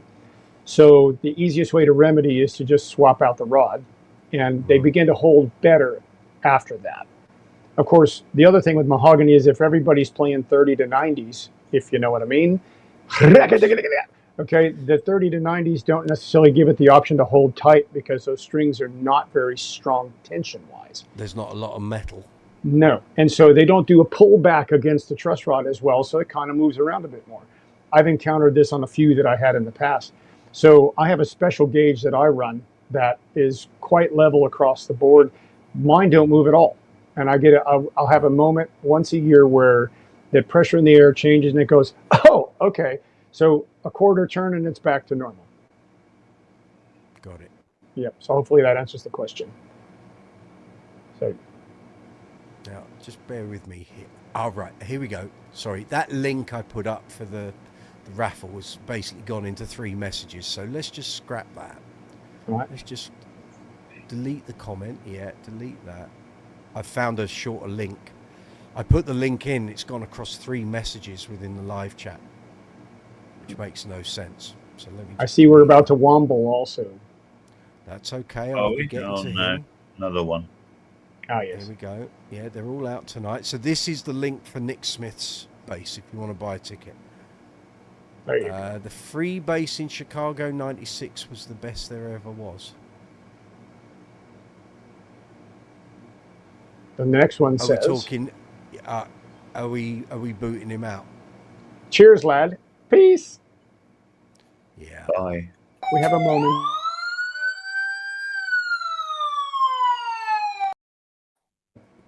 Thanks. Mark, although Red Max was chocolate brown when I bought it, had Dave Wilson restain Red Max. Jaydee added neck binding and threw the back stringing. Original pickups were solid ebony. Jaydee swapped them out. Okay. Yep, for 2000s, the SN 2000. For the 2000s with coil taps, yeah. That changed it dramatically, I'm sure, yes. Cool. Yeah. Other than that, they are what they are. Right. And you either love them or hate them, just like anything else. It's just another bass voice. It's another sound. It's another tone. Yep. I mean, this plays great. When I get it finally set up for me, which will be very shortly, poke the bear. It'll be how I want it. But I mean, just straight off the bat, I've done nothing since this came here with it. And it plays really good. Excellent. It's got 4000s on it, and that's fine. It will keep 4000s on it. It's not going down to 3090s. Perfect. It's not a bad bass. Not a bad bass. It's got a little bit of wear. It's got dings somehow. That means somebody liked it enough to use it as opposed to just making it a case king. Yeah. Correct. Yes. Mark says Red Max was swapped in 2005 for Strata 16. Does that create any envy there, Rich? Spotters, not really, no. Have you played one? I have, yeah. Yeah. Some of them are good. Yes. Some of them not so good. Some haven't. What's the word? I think Rob generally got into his sort of stride properly in the sort of mid 80s to 88. Yeah. Yeah. I'd agree with that. Yeah. The I can basses tell. before that had quite a clubby neck. Oh yes. Nice Yes. big square like a board. A block. Yeah. Yeah, because that was Yeah. Tim Gaines's bass was that way, as I recall mentioning on a previous. Yeah. It's Mark like playing said a block of wood. That Strata was a mint bass. Yeah. Let me just put this back in the old There you go. Well, if Amber pops up again, I'm sure, Mark, it'll be here once again. If it shows its face, it'll be mine all over again. So Yeah. that was quite a unique one for sure. I know Mark can tell you more probably because he had it first, or second. Anyway, but that's good. Right. Good. Now, Gareth said he wanted to talk about Ibanez's, so Let's Ibanez. go. do Ibanez's then. Oh, I've So got one of those. Wait a minute. So Why do they- Ibanez have SDGR, as in sound gear, on the top rather than Ibanez? And I came up with an answer. The actual necks and tops are so thin, they aren't able to Yeah. actually fit IBANEZ Probably. on the top. I think when they first came out, they did, and then over time that design has evolved. But they were so. I mean, Jamie will probably. They were quite revolutionary when they first came out because it was a big departure for From Ibanez. this. I remember. From this. Yeah. Yes. Big chunky blocks of wood. Big Yeah. chunky block. Streamlined, of solid streams. colour, 2-band EQ, active. People bought them by the shed load. They really did. And All of this. came across one, actually. I came across one. Hardware. We were doing some Very nice. rehearsals. After I'd done the stint with Bonnie Tyler, I was working with her band doing a covers band thing. And I went in a rehearsal studio and someone had like a turquoise one of the originals. Oh, yes. And the body was so thin. I couldn't believe it. I was like, Yeah. wow. How So they is the actually neck. get the circuit and stuff in. Now when you look at the sound here, where's my record? It's quite different now for sure. Very, yeah. Where's it gone? I mean, in comparison, this thing is a chunk. But also, I mean, this is the cheaper end of the range. This is an SR300. Hey, back. Right. I mean, it is fairly slim. Yeah, they're good. Yeah. Very Yeah. rounded. Very good. But they're great for the money. They really are. I'd happily gig with it. I have done pub gigs with these, and they're great. I've never played an Ibanez I didn't like. But they formed part of the triple whammy from Japan. So you had Ibanez, Aria, and Yamaha, and they were taking Fender to the cleaners. Yes, they were. Indeed. Oh, no Long question. before I started playing bass, but I can remember on telly, most bands, either the bass player had an Aria, an Yamaha. Ibanez, or a Yamaha. Yeah. Very much so. No question. The 80s were definitely Ibanez, Yamaha, and Aria. The 80s were, Or certainly Done. the first half. oh, definitely. Until Steinbergers started appearing. Wals become more prevalent. Oh, And yes. we said the other week, didn't we, that there came, or certainly over here in the UK, you couldn't turn the telly on and there wasn't an interview program or an entertainment program, and the band weren't using either a Wal, a Status, a Warwick, a Jaydee, or something Hangborn. else exotic. Pangborn. Yeah, you didn't see them that often though. Not on, I don't remember seeing that many of them on telly. But The cutting everyone was crew. going for the neck through, maple and walnut, all of that. Yeah, all of that. Like That's so. what became the thing. Where's Dave Very Swift much when like I that. need him? Where's Dave Well, Swift he'll when be I need him? hiding in Swift mansions. Funky Mark, let many supermodels leave my stable. You mean you have let many super Yeah, models yeah, leave your then stable? Yeah. Basses, yeah. Well, we could be talking about ladies, but you know. Amber was cool, nice 2 pickup tone, jazzy, very multi-band usable. Red Very Max much. was awesome, hundreds of gigs on that bass. Would gladly swap your 20th anniversary Alembic for it. Oh, Ooh, yeah, those are fighting words for Mr. Brooks there. Yeah. No, that's look, a 20th anniversary is fabulous, but it isn't going to do everything. Right. Right. It's going to get bashed. There's actually somebody talking to us in the chat, beat after beat. Okay. Saying, Hello, yes, Beat. that's our friend who's a friend of Hello, Julie's. Beat. Yeah. Ah, Hello, sir. Hello. He messages on my shorts regularly. Oh, Well done, right. sir. Hope you're well. Gareth, I was first made aware of Ibanez through the Ibanez Blazer played by Mick Quinn, a Supergrass. Quite. Very good. Mark, Dex's Midnight Runners, Rhino on a Series 1 Alembic. Yes. yes, very The true. bass that he talked about in Guitarist Magazine, where he said, I love that bass, but every time I go in the studio, I can never refine my tone from one day to the next. Yeah. He said, I spend Makes more sense. time turning the dials than I do actually playing it. Good to see you, beat after beat. George Iliadis coming through from Australia. There we go. Hello. Legends appearing here. Well done, sir. So yes, Ibanez's. I mean, they've got so many models, so many ranges, but this sound gear, they seem to just ever popular. Oh, yeah, they are. And the expensive great. models as well. Oh, indeed. I've reviewed quite a few for the mag, and when they started doing the premiums and the prestiges, and you take them out of the case going, these are serious bits of kit. Loads of switching options, lots of tones, lots of possibilities, and you think, it's lovely. But I'm a big fan of the ATK. I've got an ATK. I was just about to ask, because I time to believe you put these mentioned in. you had an ATK for touring, Got an ATK. didn't you? Yes. So I bought it. I'd always been a fan of the ATKs. I was a big fan of Spector, as you know. And Mark White was the sort of the face of these launching when they first came out. Not Paul Gray of Slipknot.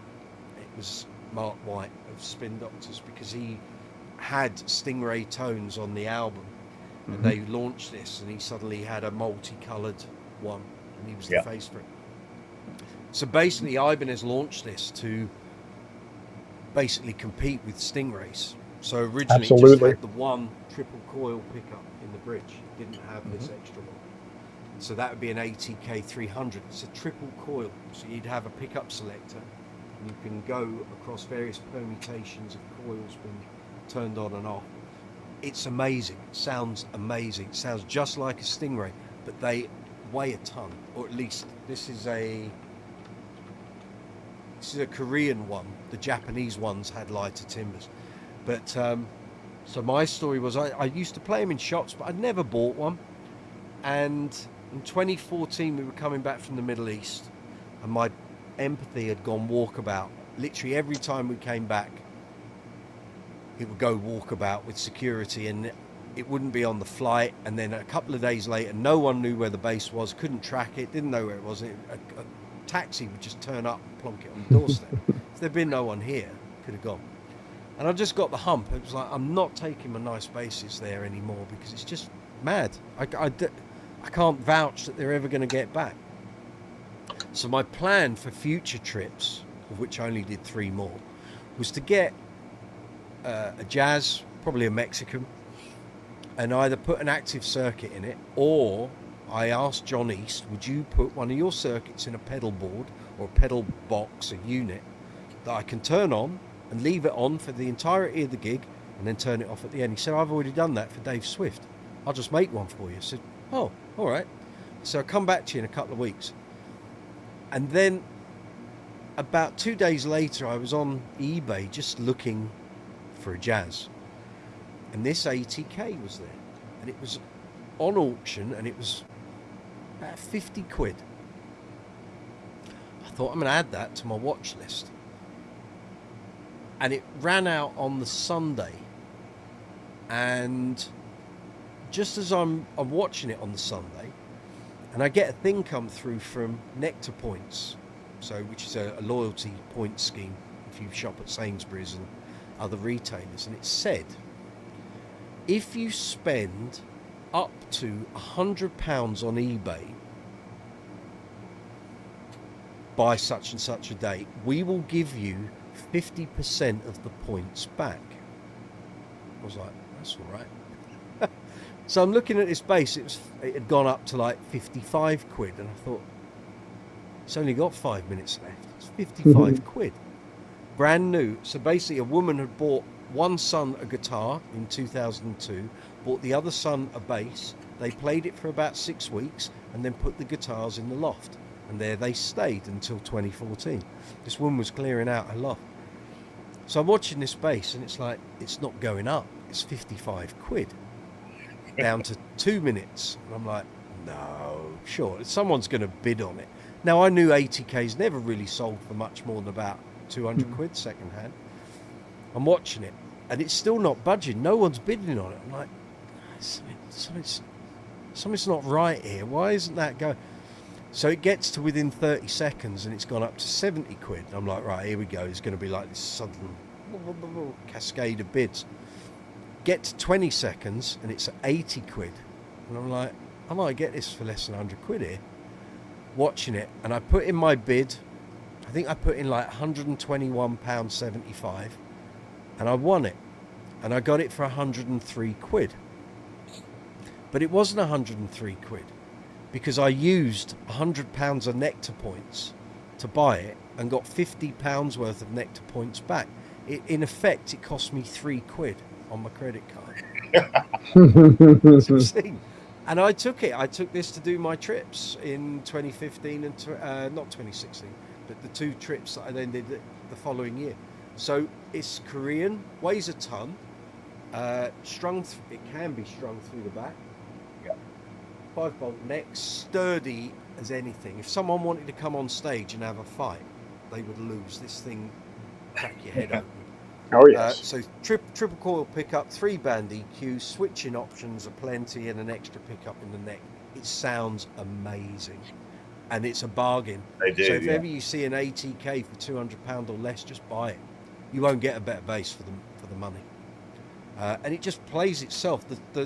The action on this is like really, really low. I've got 40/100s on it, and it's just slinky, and it's 34-inch scale, but it doesn't feel it because the bridge is down the end of the body, but it feels like there's not a lot of tension on the strings.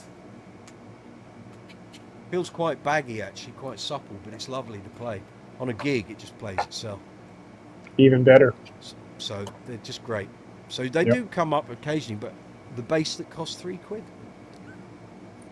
That's the deal of the day on Brooksy's Bass Center. I should have bought the SWR Working Man's black label that she was selling as well, but I didn't need an extra combo at the time. Right, messages here. Here we go. Oh, blimey, it's low. Beat after beat. That's a Duran Duran t-shirt. Yes, it is. Yes, it is. Yes, it is. And I want it sent to the States ASP. No, you'll have to buy your own via the Duran Duran website, I'm afraid. You need to see Zoomer if you want Duran Duran t-shirts. Definitely.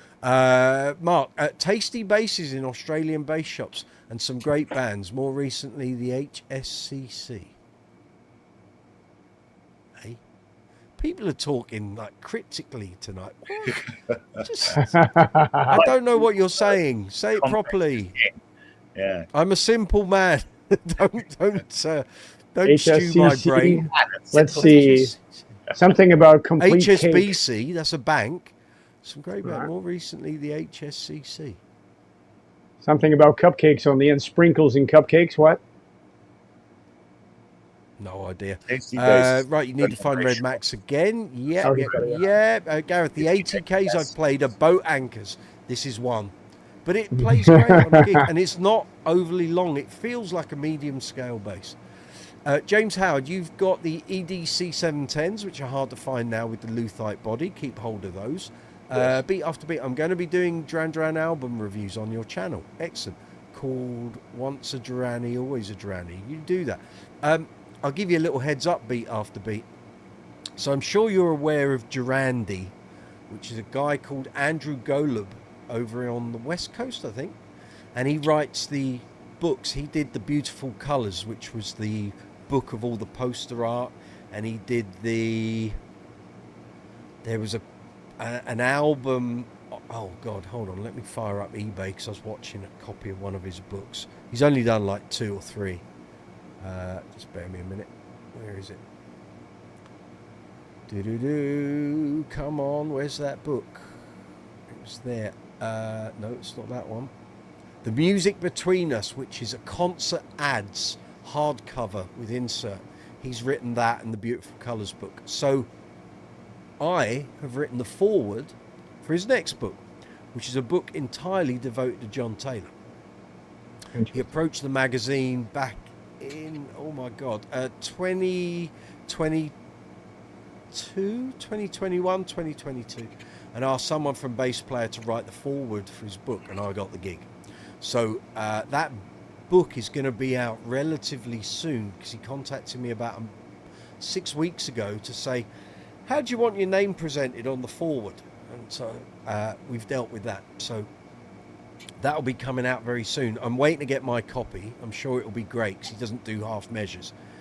So it should be great. Flat Round, I don't think I've seen you here before. So you're very welcome. ATKs were not made in the 80s. No, early 90s. They start, I think, 93, 94. Yeah, around Mark there. White, the Spin Doctors, was like the face of them when they first came out. Mark Palmer, Cutlass One Stingrays were awesome. Yes, they were. Speak to Dave Swift. He's got many. £3 legend. I'm a canny shopper. Don't worry about that. Being Rajat. Hi. I'm not recognizing your name from the live chat, so you're welcome. We're a bass channel, so as long as you want to talk basses, all is good. Mark, Hindle Street County Club. Yes. Hindley Street County Club. What's that? It's an actual YouTube channel of a group of session players who do sort of rearrangement. Very good. Oh, Pomplamoose. Gotcha. Right. You've earned your corn today. Well done, Richard. That's I'm glad you were able to fathom that out because I didn't have a clue. Kev C Bass. They're a great covers band. Okay, see, now we're getting it. Being Rajat, hello. Mark, the Ultimate Covers Band. Check them out. I will now. Now that you've explained that, I've got it. Yeah. I would say they are good. Pomplamoose are actually even better. They're absolutely phenomenal. Okay. And course, also, Sing It Live. French for pineapple, isn't it? Something of that sort, yeah. Kev says also Sing It Live is another YouTube covers band. Thank you all. Beat After Beat. Yes, I know him, and the Lizard King, Glitter Kitty, and so on. Yeah. The Durrani World. Marks, that's it. So good. The HSCC are doing a world tour. It's crazy. Isn't it? How about that? I would like to see their PRS bill at the end of it. Beat After Beat. No, I can't wait. Yeah. You didn't write the material. There's going to be a PRS bill at the end. Mark, Casey, the bands have common history between each other. There we go. Being Reggie, hi, sir, believe in God. We're not a religious channel, so... But we do eat a lot of curry. We eat lots of curry. Lots of curry. Anything apart from Gary curry. Warren. Hey, who's winning? I'll tell you. Hold on. Tottenham Hotspur are leading against PSG 2-1, 89th minute. I hope that satiates the who's winning. Oh, I thought it was fishing. No. Bass guitars, my friend. Right, bass, not bass. Yeah. Unless you're thinking Shandy Bass, which is a different thing. I have to educate Jamie on that when he comes over. Well done. Being Raja, you're Indian. That's okay. Do I know Radha Krishna? No, we're not a religious channel. This is bass guitars. 2 strikes, you got 1 more, and then you're blocked. Funky Hobbit, curry is religion. Exactly. I know these things. I had it yesterday. You have it every day. On if toast. I could, yes, absolutely. Yesterday. I had a curry yesterday. It's a long way. The bus don't go that far. Stacey Ann's here. What is it? Oh, here we go. Good evening, Stacey Ann. What are we going to do with Stacey? Iqbal, what is this? It's a strip show, can't you tell? Idiot. Sorry. Well, I mean, Okay, I don't want to so be rude. shall we go? Exactly.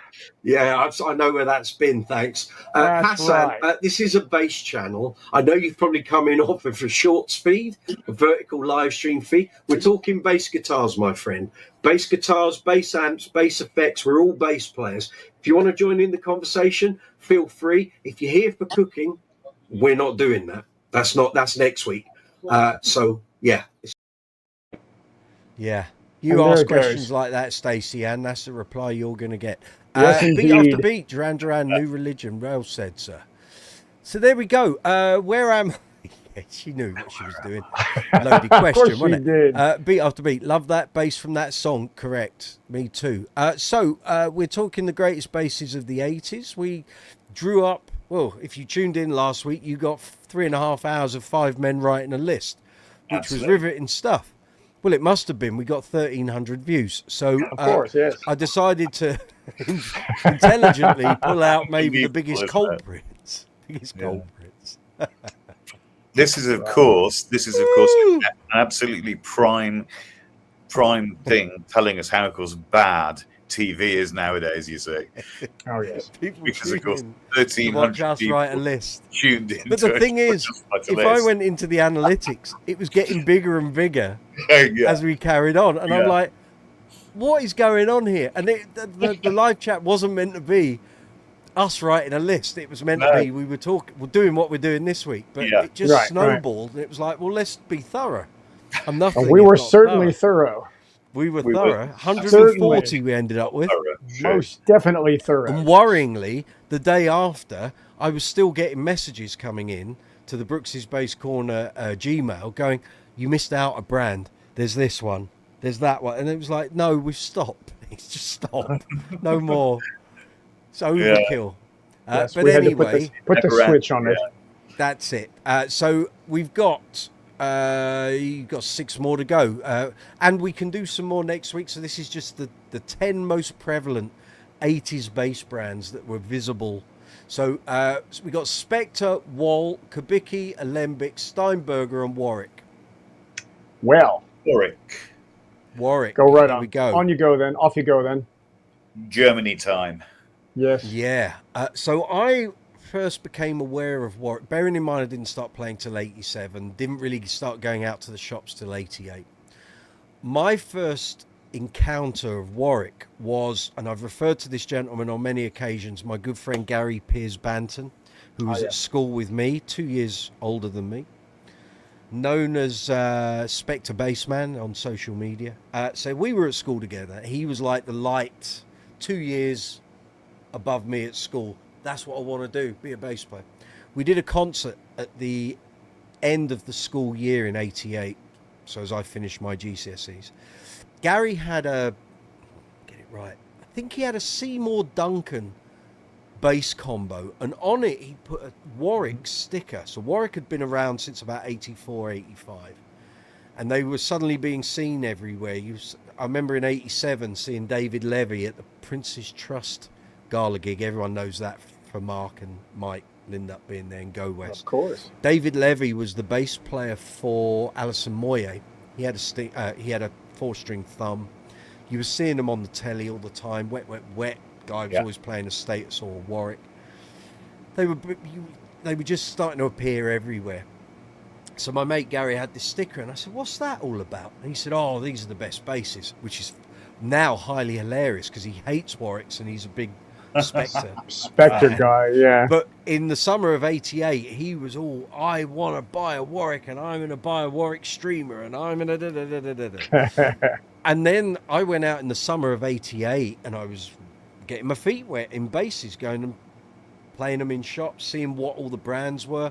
Got to remember, this is the guy that went in the bass center and said, "Can I play a Jaydee Status?" thinking it was one bass. Didn't know it was 2 separate brands. So you were seeing all these Warwicks everywhere. And I played a few in the shops, and you could tell there was something about this. But back then, there was none of this MEC cobblers. It was they all had EMGs or Bartolinis. Yes, that's right. And the circuits as well could be anything. It could be a Seymour Duncan. Actually, a few basses with Seymour Duncan pickups in. It's whatever the order was, or whatever the circuits and pickups were that Warwick were getting in that week or that month. And the sounds, I always thought those basses were far more organic and impressive than anything I ever heard with MEC in. Yeah, really. very true. A 4-string thumb with EMGs was Had one. thunderous. Yeah, Had A one. streamer with Bartolini's in. absolutely. That wood just shouted at you. And once they went to MEC, it became like a whisper. It was like overly polite. Yes. Yeah, absolutely. Yeah. So get Had this. oh, sorry. No worries. Carry Go on, on. Jamie. Okay. Well, I was going to say, Mark's jumping in talking about Cass Lewis and the pink thumb. I had that bass. All right. That actual, I had that actual. Cass Lewis called it the pink baby because I spoke with him, and I said, "Guess what I've got?" And he's like, "Oh, you've got the pink baby now." So, and that one had EMGs in it because that was one of the very first thumbs, because it was actually a demo model that he sent around to the shops in the UK, and it had Warwick in big letters painted on the back and all that sort, and it was amazing. And here again, it was one of the first, so it had a different vibe than the last ones. That's for Stacy, I know. And that's right. And so, I could tell you from playing that one was really nice. And I had a couple of the Streamers Series 1 that were the ones that looked like... Hold that thought. Ding. Hold that thought. Wait, we have a red... Tell you, they're out in force tonight. They are Right. indeed. Not something Carry on. Carry on. Well, so the Streamer ones that I had were actually loaded up with EMGs. I had a red one, and I had a what we call a 7-Up bottle green one. So 7-Up being a carbonated beverage, used to come in green glass bottles. So I had one, and they were both quite pink. sparkly. Or pink. They did a cherry. Right. Yeah. In this case, it was just a green, so there was nay pink, as we say. Yeah. But I had the pink thumb, so it was all fine. Pink Excellent. thumb and Yes. other things, yeah. Really got No some- pink strap, though. No, not well. Actually, I put a pink strap on that one. I've got a video of it on my channel. I have a channel video of that one. So I started with Warwick's on a green Transoil Fortress. There you go. Nice Which bass. was an actual cracking bass. It was They really, were. really good, that one. And They then still come up, later and they're on- not that expensive. Yeah, true. Not anymore. You can get them for like £600-700. They're Yeah, never true, that yeah. expensive because people And get put off by the shape. Yeah, that's right. Then Big later on, point. in the mid 2000s, my number 2 bass to my S2 was a Black Stain Corvette double buck, which was absolutely phenomenal. Yeah, we discussed Brilliant this the other bass. week, didn't we? They Yeah, were great. yeah. And now, like 8 times the price. Yeah, I paid about Imagine that. sort of 900 to 1,000. And now I told they're you the about prices 4,000. Yeah, 20 years ago, they were about 725. yeah, that's right. Yeah, yeah. And now it's $2.5 grand. Something More than that. ridiculous. Some of them. Surprise. Just joking. Yeah. Joking. We got some messages. Gareth Harrison, wasn't there you can go into this. Wasn't there a lawsuit between Spector and Warwick at some point? Jamie can go first, and I'll put some more meat on the bones because I interviewed Stuart Spector 11 years ago, and I can tell you exactly what he said to me. But before you say it, let me just rattle through these messages. Go on. Yep, go on. Licensing issue. Mark Littler had a powder blue thumb. I bet he did. Shouldn't bang it with a hammer. With status hyperactives. Wow. And Warwick something. Lee Bolton, didn't Warwick have a natural oil finish yet? Lots of did. them. Not all of them did. Not all of them did. They had loads of different finishes. And you can actually go online and have a look in their sort of galleries. There's some great... I'll give them one thing, Warwick. They knew how to do a good finish or something. Oh, dear. You need to Wow. go see the doctor, young man. You'll fly off that chair. You need a curry. There's a They curry knew in how your to do future. finishes.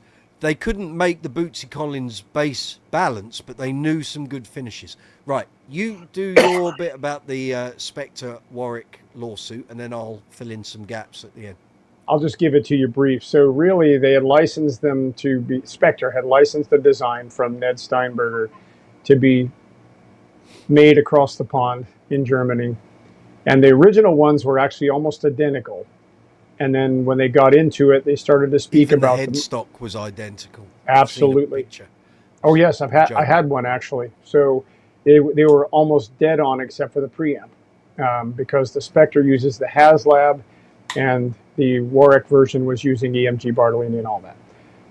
It was all about the licensing fees and the money that was involved. And I'm going to pause there and let you jump in, because what we find was they altered the design to make the streamer just to flatten out the body, flatten out the wings, and change it about. Shape. Change the headstock. Go on from there. Basically, it was Hans-Peter Wilfer didn't want to pay any license fees.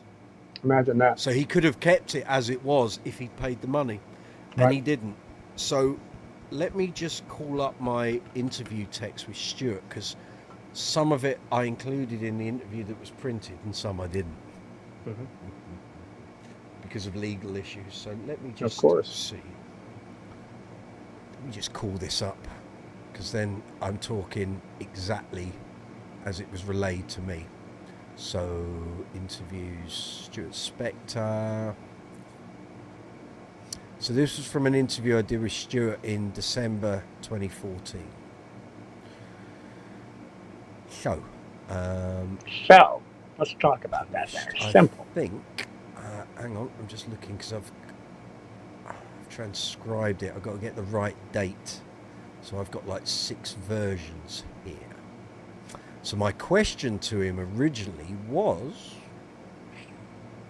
fire up. Let's have a look here.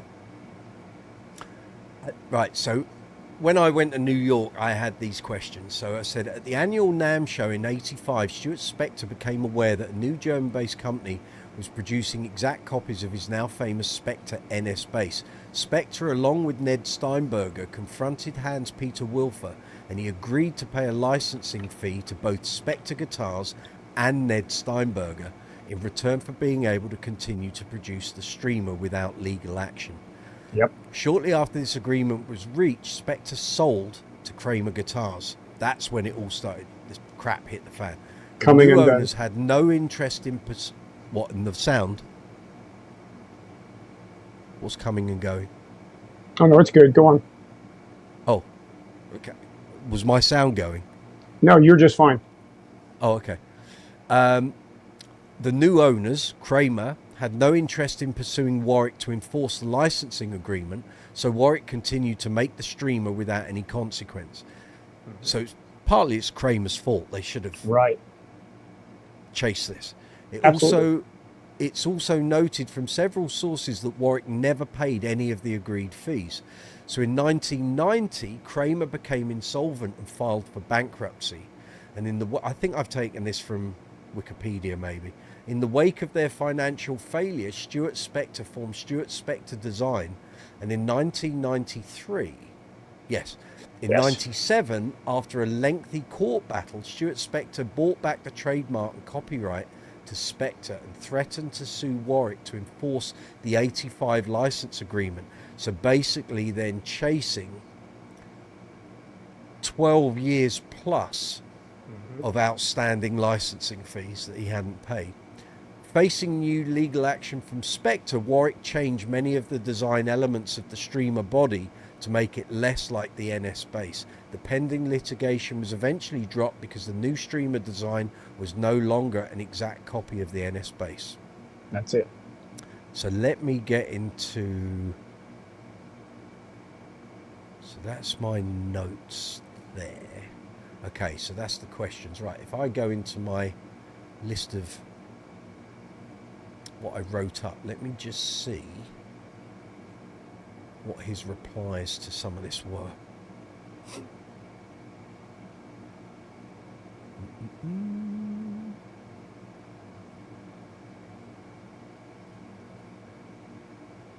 while you're looking through that, I sent you a link. I've got it. Okay. So I asked him, at what point through the 80s did you think, hey, we need to address this with Warwick? So he says, people all of a sudden started asking for them, I guess. As I recall, we didn't start doing 5-string basses until around the time of the deal with Grainger.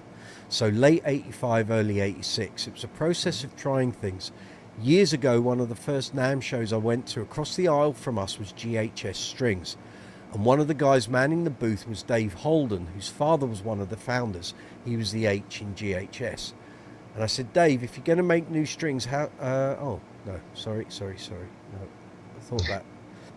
When you do these interviews, sometimes who you're interviewing will jump between 3 different subjects within a discussion. Right, here we go. During the mid-80s was a successful period for Spector. Oh, no, that's Sting's stuff. Just bear me a minute. No worries. While you're looking for that, there's a video link I sent you if anybody wants to see the pink thumb. Since we're on Warwick's. Here we go. Nice big chunk of text. Right. So he says, it's very simple. For historical purposes, it's time I clarified this. I'm going to put up a page, which he did this and then took it down because it all got sorted out. I'm going to put up a page on our website to clarify it with documents. I have copies of the original documents, basically from 1985. Stuart turned up at the Frankfurt Music Messe and he found Hans-Peter Wilfer having copied the Spector bass. I go to the press room at the show and sit down and longhand write out a licensing agreement, which is 4 pages long, handwritten by me. The gist of it is you, Hans-Peter Wilfer, admit that this bass, the NS bass, is our proprietary design and you've copied it and you will pay a royalty to produce this design. He signed it. It was witnessed by Ned Steinberger, Rob Turner of EMG Pickups and Hap Kufner, and copies of it will be posted on the page so that people can read it. He paid 1 or 2 payments, probably totaling less than $900. It was negligible. And then he wrote to us from Germany to say, I've changed it, I've changed the design, I no longer need to pay you. The issue was the perimeter of the body, which was the recognizable trade point. He didn't change that at all. What he did was remove the curvature from the upper horn and hollowed out the surface a little bit. And that was the only change he made, which had no effect on having copied the perimeter and curvature of the body. We were a little company in Brooklyn. There was no way we could afford to hire lawyers in Germany, and German intellectual property law is vastly different to USA law. Honestly, when we started this, we were so naive that we didn't even think about design patents, which would have been helpful, but it's not the end of the world. So this went along, and within a few years I'd done the deal with Kramer, and quite frankly Kramer were too stupid or unmotivated to try to pursue it. It may have been a moot point in differences in intellectual property between Germany and the US, so it boils down to Hans-Peter Wilfer being a copycat, plain and simple, and he would probably admit that. There you go. There you go, from the man. Yep, done. Pretty much nails it, doesn't it? The point. No, quite, Mark. Stu Zender, what are we talking? Oh, Warwick's, okay. Mark, you're off to your cot. Great chat. Thank you, Mike, for hosting a great live. It's all right. See you in a couple of weeks. Get the beers yes, indeed. in. I won't be Get able ready to for drink curry. much because I'm driving that day. So Get ready for curry. It will be. Apparently. Curry. He might be getting there by wind power the way he's going because he's going to be having curry every day. Well, I know. So, yeah, indeed. Well, there's like I said, I sent you a link to the video for the pink thumb if anybody wants to see it, because somebody surfaced it later. They had messaged me asking me about it because it had gone through a bunch of hands. Hold on. I know where he's off. Hold on. It's a 5-minute video. Right, don't worry about that. I'm just saying it's there if you want to pop a link or something. It's all good. But no, I'll run it. Hold on. Okay. Hold on. It's from a long time ago. Share the screen. The beard wasn't even pink. Imagine that. Original, old school. The beard wasn't pink. No, you'll see. The beard wasn't pink in those days. That's right. It's magic. See, there you go. There you have it. So that was Cass Lewis's Pink Baby. There it is. With an appropriate thumb. Can you hear Yep. that? Yep. It's not so pink there. It's gone orange. The way it's shined up, but yeah, it was faded a wee bit, but it was pink. This is 1988 Warwick thumb. No pink beard. For those of you who are not familiar with this particular I wonder if the truss rod in that ever popped. Actually, I have it's kind of funny because it actually endured a little damage on the way across the pond when it came this way, and I had to match the paint. You'll find it. Wow. Anything with Cass Lewis. The bass Oh, player's yeah. name was Cass Lewis. This was Younger days, eh? I was a few years ago. I mean, the head's still clear, the beard's still there, you know. Kind of cool. 3 controls. Many 2 curries EMGs. previous. And that was through a Trace Elliott, by the way. The 2-piece bridge, I believe, because my streamer. The sound you hear is through a Trace. So we have volume, blend, and a stack, bass, and treble. So if I have everything centered out like I do, this is both pickups centered out. It's got a pair on them. It really does. And I have the bass. Let's see what we got here. Is that Bartolini's in that? EMGs? EMGs.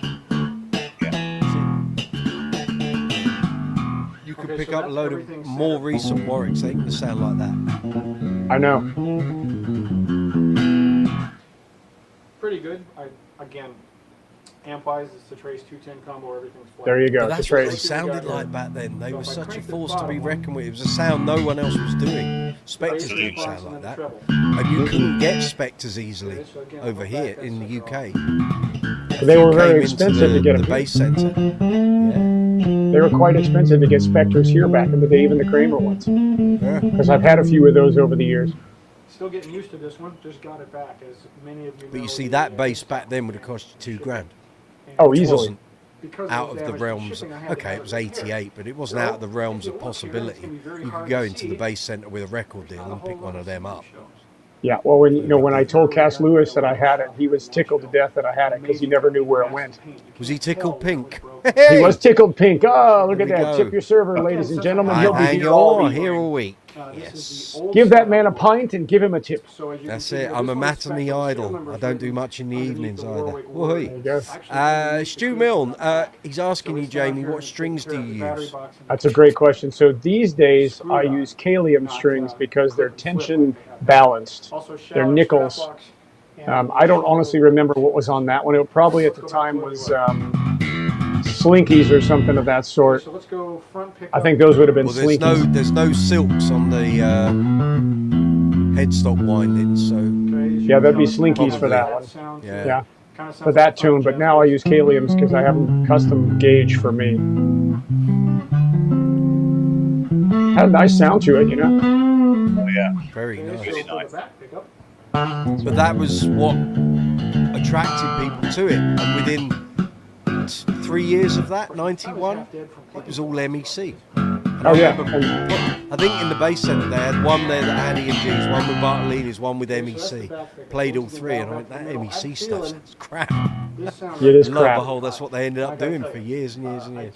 Well, they didn't want to pay for EMG and Bartolini the whole time, I so. didn't want to leave it in the car, so I took it in the And also trying to get Bartolini's in vast numbers is a tricky thing. They don't make It is, yeah. long time. Yeah. Doesn't matter. EMGs are easy. You can get those in mass quantities everywhere. So, but I mean, that was that one. But I mean, that was Cass Lewis's baby for anybody who's curious. Great. So if you watch the Terrence Trent D'Arby video for Wishing Well, that's the bass in the video.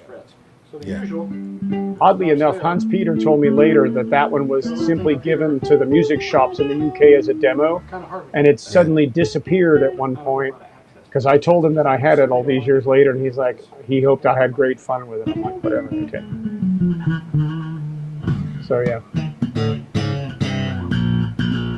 So for finger Lovely. style, it was good Should stuff. have I kept that, mean, mate. You should have kept it. it was a moment. I never get asked for that tune. We have a visit. sounds pretty good for finger I style. thought I heard a So for on the slap, screen. Hi, yes we have. It's the much requested Zoomer. There we are, sir. Here he is. There's the Zoomer. How you guys doing? That was that, I'm man. good, and in your Evening, sir. honor. anyway, that's about it for Ho ho ho! It's cool to get it's one of a kind. Awesome. Send me an email Yeah. at PM on here. So just to And all you Zuma, need just is to now catch you up, t-shirt. just to catch you up, Zuma. The Beat After Beat wants Mike's shirt because it's a Stops is a Durand. network of over 1,200 stopovers all Oh, across lovely. the UK and Ireland. Oh, look at from that. vineyards and breweries to amazing local attractions and farms. Lovely, Here we get rid of lovely. You were I mean, saying we about the can rattle shirt. through a load more of Jamie's videos if people find them So interesting. beat after beat was asking for Mike's shirt because Oh, Duran's right. shirt must have. Yeah, Of course. So that one's pretty awesome. Yeah, I haven't you're seen right. that one. It was through their web shop probably about 12 years ago. It's an All You Need Is Now tour t-shirt. Awesome. Ah, yeah, I see that. I'm always a yeah, I sucker haven't seen for a that particular t-shirt one. that's got stuff on the back. So of course, Yeah, I think it it seems cost like me they 10 stopped quid. doing They that. were clearing the store. This was like 10? post-tour stuff. Oh my god. 10 quid. yeah. Jeez, those shirts One are of like those, and I 40 think I got bucks something minimum similar now. in grey. There's Or like more. grey with black and I white. know. All very good. How are you anyway? Nice. You good? Good, yeah, not bad. Excellent. Got nothing to complain about. Okay, so Good. Zuma, You you're sim- on, and I have to step off. So Oh, Are you off? I've got to jump We off. only Yeah, got halfway through the list. I know. Well, we covered some things, but the list of 140 or the list of 6. No, the list of 10. Yeah, Oh, the whole list of 10. there's a few left. There's a few Well- left. We got Well, we 5 didn't. left. We didn't cover the Rickenbacker, so I mean, No, well, that's not predominantly 80s. These are. That's Bruce are. Foxton for that one. Now, Well, that's it. But, mid 80s, you didn't see Rickenbackers on telly. speaking of You Planet saw Earth, loads of Steinbergers. Huh? No, yeah, but that was like one video Yeah. in 81. Come on. I couldn't resist. Yeah. Right, Yeah. anyway, Yeah. you're off. Anyway, yeah, I've got to jump off. I got to split up. So, lads, lovely to see you all. Rock I'll on. see you the See you next- Tuesday. Next Take it week easy. we will pound up. Have a good one. Tuesday. Yeah, take it Bye. easy. Got it. Rock. He's off. There we go. It's me and you two. So All right. we are down to Spector, Wal, Kubicki, Alembic, and Steinberger. We should really do Kubicki because Zuma's here now. So Yes. Yeah. Let's do talking Kubicki. sense, aren't we? So if we've done quite well actually. There's only I don't have a Wal and I don't have a Steinberger, but I have all the rest. That's not too bad. So we've discussed this before. It's coral pink. Was a fretted, now a fretless Fender.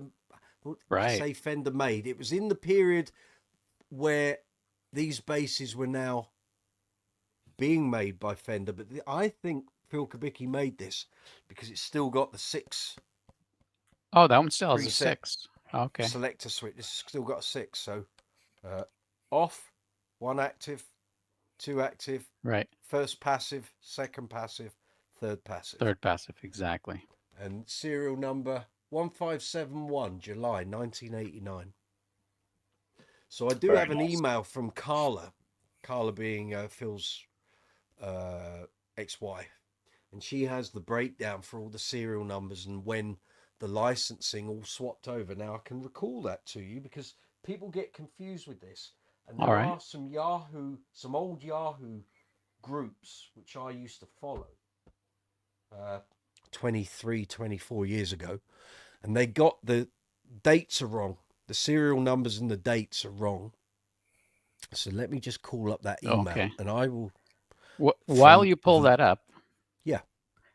I will say that one thing that has always made me wonder about the manual for the 18-volt version of those Kubikkis is I think it's mislabeled.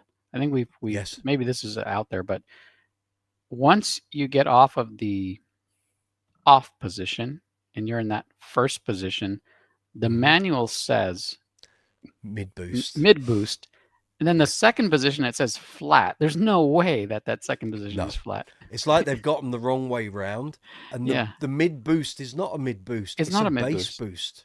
It's It's a almost bass like boost. an across the frequencies boost Yeah, I because agree the bottom there. end is so loud. I think the first position, yeah, exactly, is flat, and the 2nd Mhm. position is bass, like mega bass boost, like crazy bass, And like you would almost think unusable. They would like- have adjusted the manual over time. Yeah. But Yeah. okay, I'm going to read this out to you. So some of this, a few things might click. Okay. So she sent me this in, what's the date on this? 2023. So I was asking her if she could clarify. I was asking her to update her register of the basses that I owned at the time. Oh, okay. Yeah. With the dates and the serial numbers.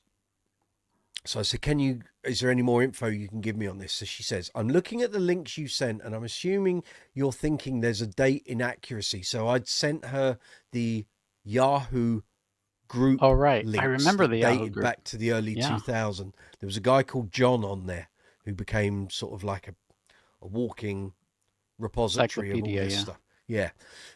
So she says, I'm assuming you're thinking there's a date inaccuracy in the first one, but I'm not seeing it. I'm familiar with the writer, John May. He collects Kubickis and has listed all his instruments with me, so I know the serial number and date of the 89 Fender custom shop he is referring to. It's July 89. Okay. Because my pink one is a July 89. So Fender made this X Factor 4 bass in a prototype for Stu Ham by installing PJ pickups. I believe it was step one in their process of making the Urge bass. The Urge, which yeah. added our 9-volt preamp and used a mini toggle switch to access a P bass pickup installed between our pickups without going through the preamp. That's why that white Raiders bass has that split coil, in the because middle. Joe Satriani always said to Stu Ham, why can't you make it sound like a P bass? Because for all the high tech and wizardry on a Kubicki, Yeah. Joe Satriani wanted it to sound like a P bass. Just wanted a P bass, yeah. So in the second link, John says, except for the very early 89 Fender Kubickis that use some leftover real Kubicki parts, this is true. When manufacturing was moved in February 89, all of the already made bodies and necks and other inventory parts like hardware and materials were moved to Corona. The reality of the parts differences between Fenders and Kubickis is all parts have always been made from the same molds. So the difference always comes down to the finishing detail work we put into prepping the parts before plating that Fender wasn't good about doing. So a Kubicki made bass, the parts are finished and plated the way they wanted it done. Fender just glossed over some of that. Got it. They sometimes even skipped bead blasting the control knobs before plating. So you'll see some basses with shiny knobs and can see the machining marks on the surfaces. That's what happens when quantity becomes more important than quality. Interesting. Okay. So that's something to look out for on the Very true. Fender basses. And she also then said, I also noticed the mention of a 5-position switch versus the Kubicki 6-position. It's actually a 4, not a 5. So she's right. So it's off, 2 actives, 1 passive. Got it. What are the 2 active modes? Do you know?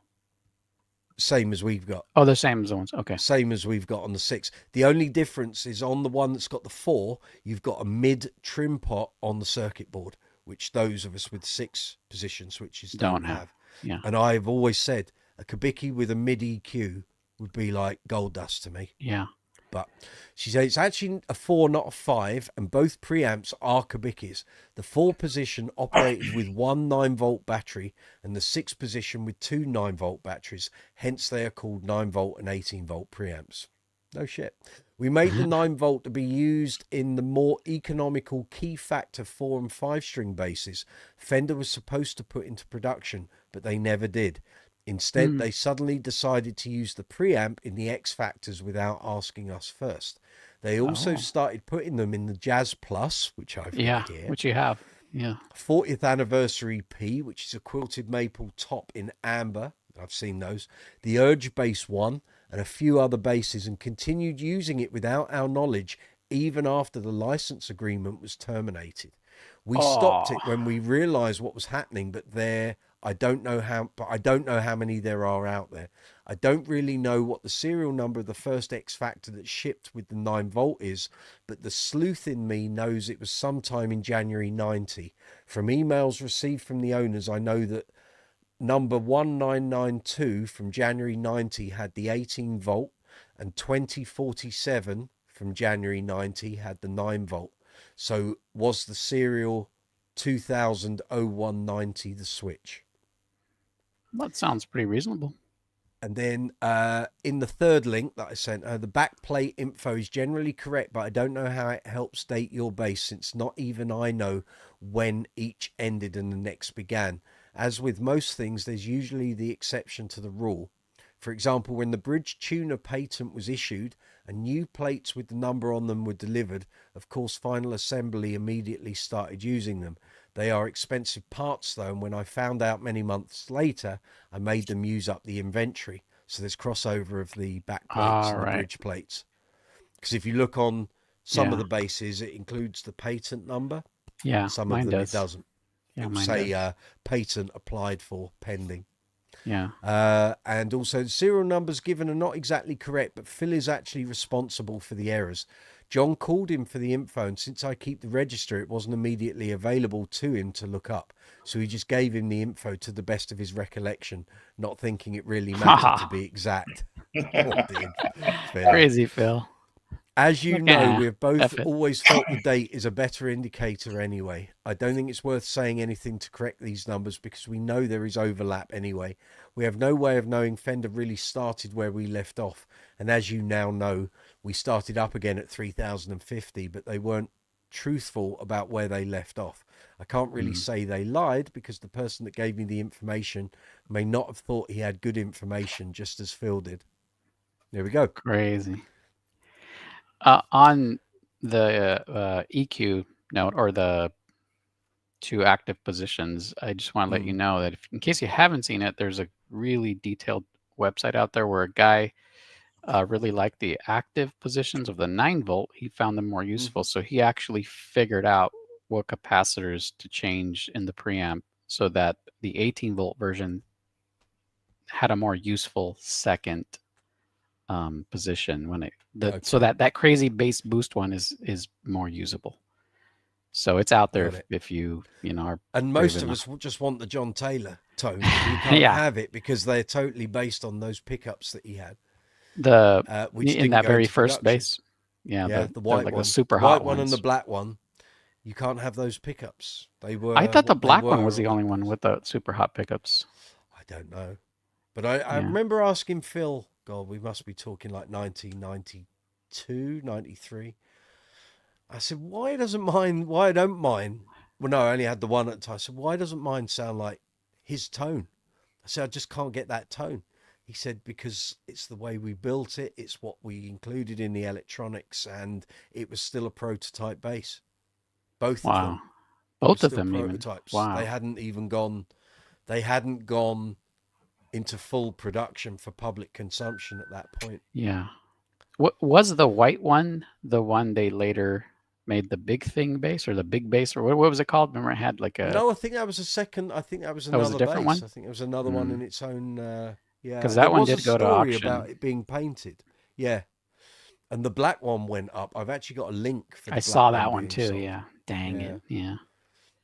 Now it would have been a good deal, but back then that was ridiculous. Like I wasn't going to pay. It can't. But actually, the white one couldn't be the big thing bass because they gave that bass back to Kubicki and they ended up farming it out to a hard rock cafe. Oh, okay. All right. I think. Well, I wonder what happened to the original white one.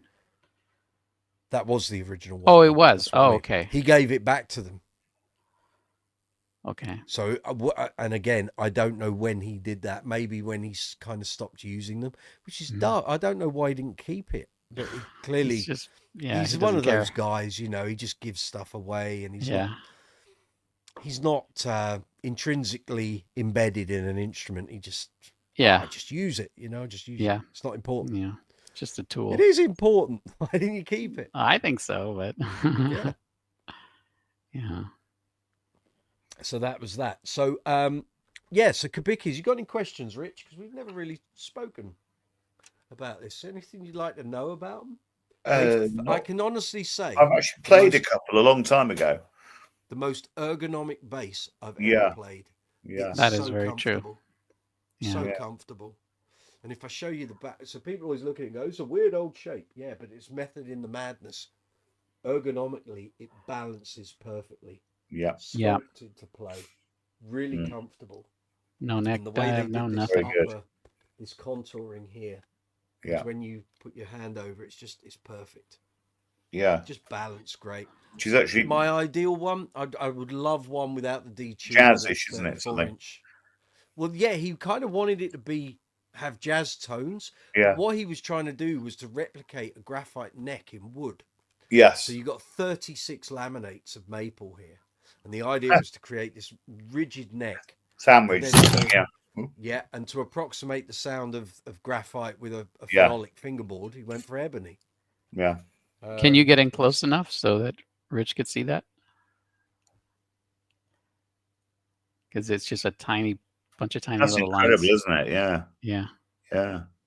You can actually see it on my white one. You can actually see Yeah. the lines better. Yeah, it's a little more There. pronounced on my bass. Yeah, it looks like that one, it just became really blended, which is awesome craftsmanship wise. And this is like very black ebony board. Yeah. The one on Yeah. my white one is brown. Yeah. And I remember looking at it going, is that rosewood? It's like, no, it's ebony. That's what ebony actually looks like, though, right? Yeah. Yeah, it is. Yeah. So I'm wondering if this black one was stained. Maybe they had just a lot that was Maybe very they black. stained it. Yeah. But they're great. Just great. But the one, if they put mid EQ on it, it'd be perfect. Yeah. There's no mid EQ, so you end up with a lot of top and bottom, and the tones are great. The bridge contributes along with the neck construction and the ebony fingerboard to give it all that punch and clarity. When you slap that open D, Oh, man. a friend of that's mine, Jamie, drummer, Yeah. he loves that tone. He'll always say to me, "You got your Kubicki?" Yeah, but I just slap that open D. Nothing sounds like it. No 5-string ever sounded like a Kubicki. And Right. I've talked to Sheldon Dingwall about them many times because Phil offered him a job and he regrets not taking that job. And there are loads of things about the combustion and NG2, NG3s that are very Kubicki. Look at the sculpting. Look at the curve. Oh, yeah. You're right. Yeah. On the back. And he said he's taken many pointers from the Kubickis. Plates, very similar. Yeah. Hey, you're right. I never made that connection. Yeah. So we've had many a chat about it. And that's one of his regrets. He said, I wish I'd taken up that job offer. But it's too late now. And he's doing all right, you know. But yeah, so I last time I saw Sheldon, I took my white Kubicki. I said, "Oh, little surprise for you." He said, "I just bought a red one that came up secondhand." So yeah, Really? but he said, Wow. "No, there were many aspects of certain Dingwall instrument designs that come straight off the Kubicki blueprint." But they were what they were. You didn't see them everywhere. It took a while for people to start to buy into them. But I can remember late 80s going through to about 93, 94, 95. You'd see them quite often in guitar shops. And a lot of covers bands, players had them. But it took a while for them to sort of come through into the sort of channel that you could buy them. But I remember seeing a guy with one in about 99. He had like a petrol blue one. And in a rehearsal studio. By which point, at that point, I wasn't using the pink one very often. I was using my Mark King Stingray, so it didn't sort of get much of a looking after that. So, but yeah, okay. So that's Kubicki's. We've got Spector, Wal, Alembic, Steinberger. Let's do Spectors. Okay. Right then. So I've got a Euro LX, but I've got Mr. Smith's Kramer from 1990 here. Both feel very similar. The Euro LX is very similar to the American ones. Obviously, this is an important bass. The one bass Nick Smith said he would never sell, so it will get looked after and played here. Very nice, all original as far as I'm aware. Yeah. It's going to be getting a setup and stuff very shortly. But yeah, very nice. So I remember seeing these everywhere. And I guess in America on TV through the 80s, you'd have seen these everywhere as well. Every rock video on MTV, people were playing these, usually a white one or a black one. Yep. Or red. That seemed to be a popular colour for a while. Do we know if the famous White Lines by Doug Wimbish was played on a Spector? I have a fair feeling that would probably be the case. He wouldn't have been using Warwick's then. It's too early. I'll ask if I bump into him again, because I haven't seen him since Bass Show 2015. Yeah. I'll ask him. I've got his email. I could probably send off an email and he'll send me one back. I would imagine it'll be his Spector. If you ask him, can you also ask him if, maybe this is a dumb question, but is there digital delay on that line or what? Highly likely. You've seen his pedal board. Exactly. So as I said, it might be a dumb question, but it's like the UFO out of Close Encounters. I mean, to put it in a context, when he played at the Bass Show in 2015, at the end of the Sunday, he was going back to the Hilton around the corner, and he I thought everyone left very quick, and I thought, what's going on here? What they realised, because having been there for a day or two, when Doug finishes playing, he just gets everyone else to carry all his stuff. Me and Joel hadn't worked this one out, so we wanted to say bye to him before we went. He went, "Oh, can you just pick those bags up?"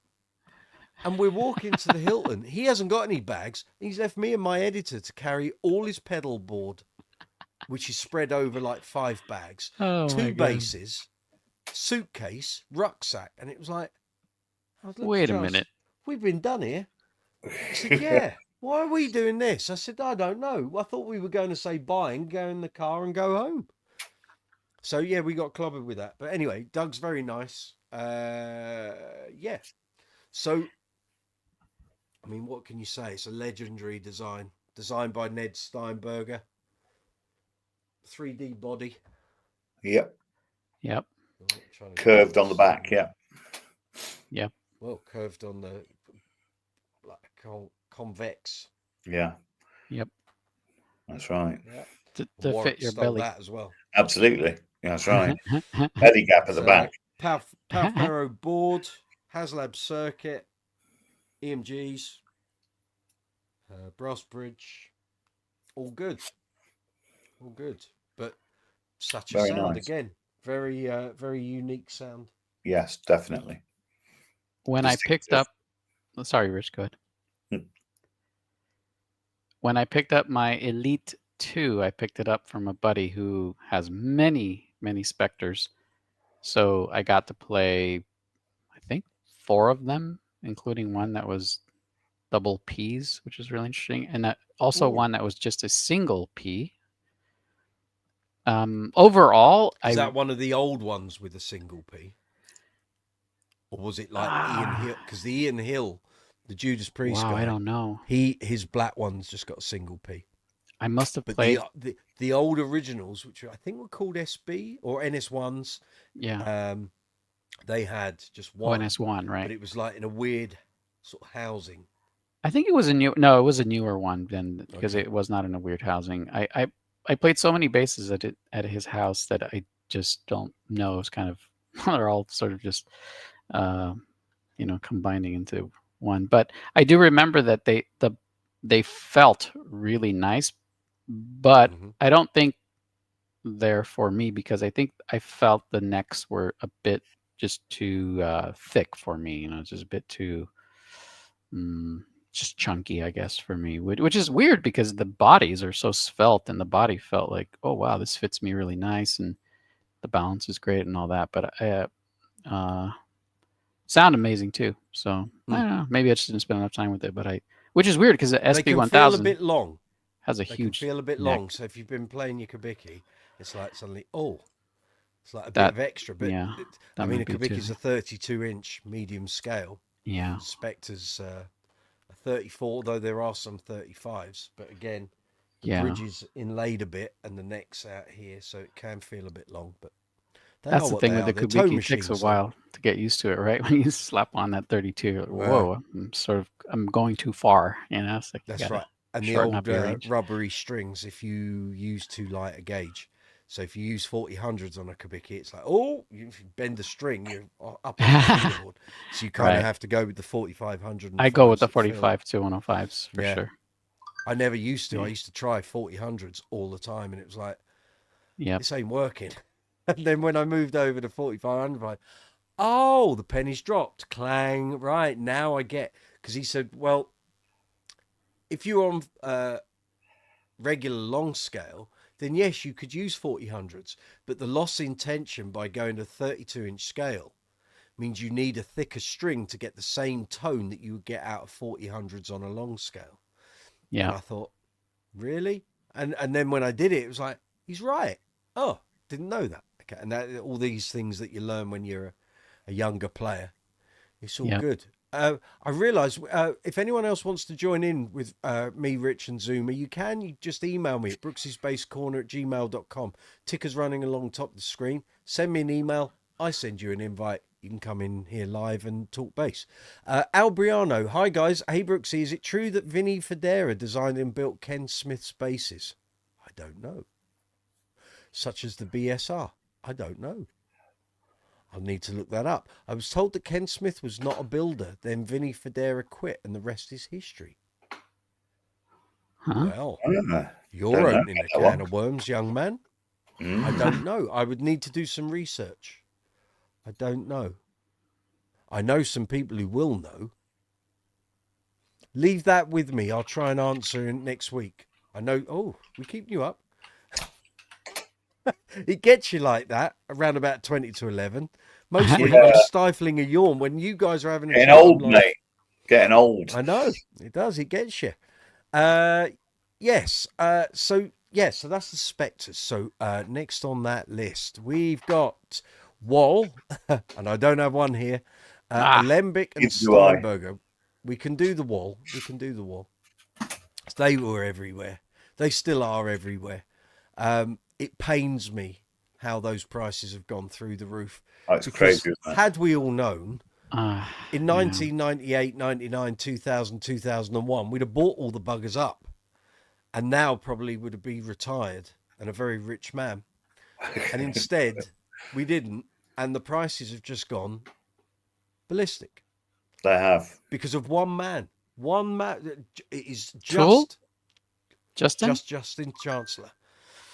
There's an element of the fact the company stopped and Pete Stevens died and Paul Waller took it on. Not Paul Waller, I did that. Paul Herman. I keep calling him Paul Waller. Paul Herman took it on. But the defining factor for the uprising of Wal since 2001, 2002 is Justin Chancellor and Tool. Because all the American fans want those basses and they're so rare, made in limited numbers, and now it's a 4-year, 5-year, 6-year waiting list. Those prices are just going to either maintain or go up. Yeah, it is what it is. I could have bought one for 950 quid, and I didn't want to pay more than 900, and I turned it away. 5-string Mark II, immaculate.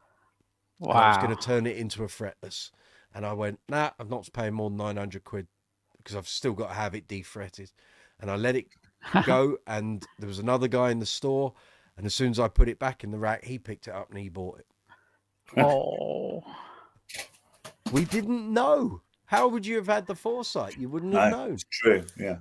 Yeah, I know. And I dare say, other than Paul McCartney, I don't think I can pinpoint another player in history who has created such an uplift in a brand.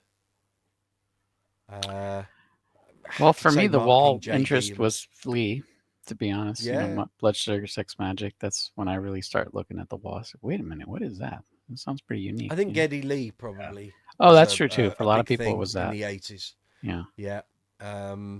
Didn't anything that's- Rhino have one? Well, he had that one that he sold through the gallery, which was claimed was the Live Aid bass. Well, there was no Wal other than Martin Kemp's one used at Live Aid, as far as I'm aware. That bass does not look like the bass that was used on the Band-Aid single. But the thing is, it wasn't Rhino's bass. He ended up buying that, I think, from Trevor Horn. Yeah. Because the bass was donated by Wal to the Band-Aid Foundation in order to be used on the single. And then to be I have a theory. off. Go on. I do not believe that wall bass or any other wall bass is present on the recording of the Band-Aid single. And let me tell you why. Because, well, it's obvious that there's keyboard bass and there's doubled bass, right? But the main line, dunk, dunk, dunk, dunk, dunk, dunk. And let me say, I love that song. It's one of my favorite songs ever. And I watch all those videos over and over. And here's the thing. There's an extended version of the song. It was on the flip side of the vinyl. The 12-inch, exactly. And towards the end, you can distinctly hear what I believe is John Taylor playing his distinctive and it's an SB1000 all day long. It doesn't sound like a wall at all. Like you go, don't listen to me. Go find the version. Go towards the end. It's maybe like 75% towards the end and towards the way in, and you can hear it. You just, oh yeah, that's John and going back, and it's that SB1000, very woody, mid-focused, just sound. So I don't think there's any wall at all on it. He's just playing it in the video. It's not even plugged in. He's just kind of dancing along. So and also I don't think it was Trevor used. Horn there, and he's a bass player. And he kicks ass too. So I don't know. Maybe it's him playing a 1000. I don't know, but I don't think it was. I don't think the wall's on the Mr. recording. Divine now owns that bass. I saw the video with that too. Yeah. So he bought it from the gallery, but again, it was up in the gallery as being used at Live Aid, not Band Aid. At Live Aid, that's the distinction. It wasn't used at Live Aid. It wasn't used, unless the only time it could have been used at Live Aid was when they were doing Do They Know It's Christmas at the end, because you can't see the musicians who are playing. You can't see them, right? And now, who was the person? Rhino weren't there because he wasn't in Quo until a year later. Right? Because he's the one that bought it after, right? I think he bought that from Trevor Horn or the Band-Aid thing, because back then Rhino was a big session player. So he was in and out of those studios all the time, and he would work even then. He would have known what that bass would be worth over time, based on what it was built for and what it was potentially used on. Why am I thinking of the guy from Status Quo? That's Rhino. Yes. That's Rhino. The same John guy. Edwards. John Edwards. But he didn't join Status Quo until '86. He's not the original bass player. Previously, he was playing for Judy Zook, Dexys, Midnight Runners. He did an album with and a tour with Kim Wilde as well. Oh, Kim Wilde, Kids in America and all that good stuff. Yeah, because Status Quo is not their bassist in Live Aid. I know it's not the same guy. He's not using the wall. Alan Lancaster. So but that's my in the 80s, walls were everywhere. Every time you turn telly on, chances are someone had one. Mark King had one.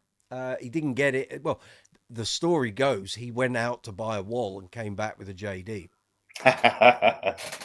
Now imagine what could have happened to Walls had and what might not have happened to Jaydee had that been the case.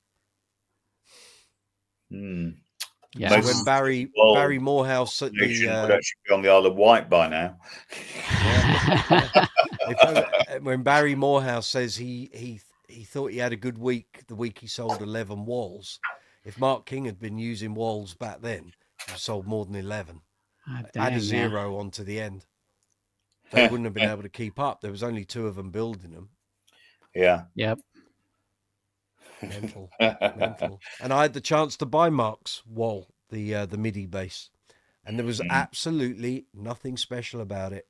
It did not do anything for me playing it.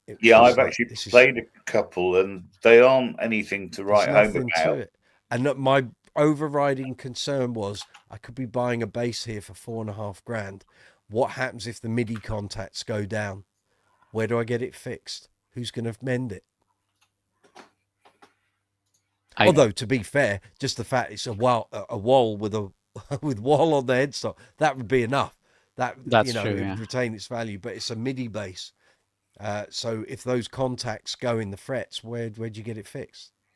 Yeah, right. I just sent you a link, Mike, in case you and Rich haven't seen it. It's a very well done wall clone And somebody in bass chat did it. Oh, right. But he made it. Like this guy made the whole thing. Yeah. I mean, not the pickups and the electronics, but he made the bass because he's studying lutherie, and it's really good. And they got a guy. He got his friend to demo it, which Oh, yeah. I'm sure you'll recognize. I forget his name because I don't see him all the time, but it sounds really good. It's a kick-ass I'm bass that he scrolling made. through. Lots of What's his name? The name of his friend is named Barend Trump, Barend Trump, Tromp. no. Guy's really good. Yeah, you should check out his videos too. But Okay. yeah, but the back to the wall. That's that's why I'm mentioning it. It seems like this is the whole discussion, right? Like, what is the magic in an instrument, in a brand? Well, when I look at this, I think, well, I think he figured out what it was, because it sounds amazing, and you would have fooled me if I would have seen that video, and I would have thought it was just a genuine wall, you know? Yeah, they were good at a job. I just didn't think they were actually great, players. Yeah, I think the pickups and the electronics design, the whole filter system is very clever. Yes, yeah, brilliant. It is very clever, but I spent maybe about 3 weeks with one. It's a long story, but I ended up making a pretty long video about it, and I was so happy to finally play a wall. And I have nothing really bad to say about it, but I don't think I'd spend even $5,000 on a wall. I might spend $2,000 on the wall, but I wouldn't spend $5,000. And here's the big reason why. Since it really doesn't have a boost EQ in any way, shape, or form, you can't really get a lot of bass out of it. I mean, you really have to rely on outboard processing or your amplifier or your speaker, the room mics or whatever. So I think it's really like, I mean, look, people have used them live and have made them work, but for me, it's more like something I'd have in the studio to get a particular sound, and where I could augment it quite easily, and really bring up the bass. Getting the sounds out of it is similar to the Alembic thing. So you have to think of the pickups as tone generators. So again, the one nearest the neck, that will be your bass. The one towards the bridge, that's going to be your treble. How you then set the filters, and also on the walls, you've got push-pulls for tack and what have you. Yeah. You have to set those filters for each pickup and then take the level from there. So how much are you going to add? So if you think of your neck pickup as your bass EQ, right, you set the filter, and now how much level of that do I want? And then you have to address each pickup for the sound that you want. You've got to take them both into account. You can't just take one. And the reason you can do that, and this is a topic that I don't think is discussed enough. The reason you can do that with the wall, with an Alembic, with the filter-based setup like that, it's not just the filters, it's the way they're mixed. The way they're mixed, I shouldn't say it about an Alembic because I don't know, but I know for sure with the wall is it's active mixing. It's like you took the neck pickup and threw it in a mixer, and then you took the bridge pickup and threw it in a mixer. Like it had a separate output, like a Rickenbacker, and with the Rico sound, right? And then you mixed it in the mixing board. It's parallel. The sounds are not interacting with one another, which is the classic thing a jazz bass does, right? You play a jazz bass, neck pickup has a certain sound, bridge pickup has a certain sound. You combine them, and then it's at this amazing like mid scoop. Wow, that sounds great. A wall does not do that. It creates this unique sound, which is just this like tonal balance thing you're talking about, Mike. Where like, well, how much bass of the neck pickup do you want? How much treble and clarity do you want in the bridge pickup? And then from there, you'd have to, you enhance it with filters, but there's no boost circuitry really. So if you really want like a thick pillowy bottom, you got to do that somewhere else. Yeah. It's a very unique sound. On those controls, you've got the push pull facility, and you have the pick attack. Yeah. And I think the idea is you bring those into play to enhance Right. that quarter. I mean, again, we're all talking, and none of us here have got one.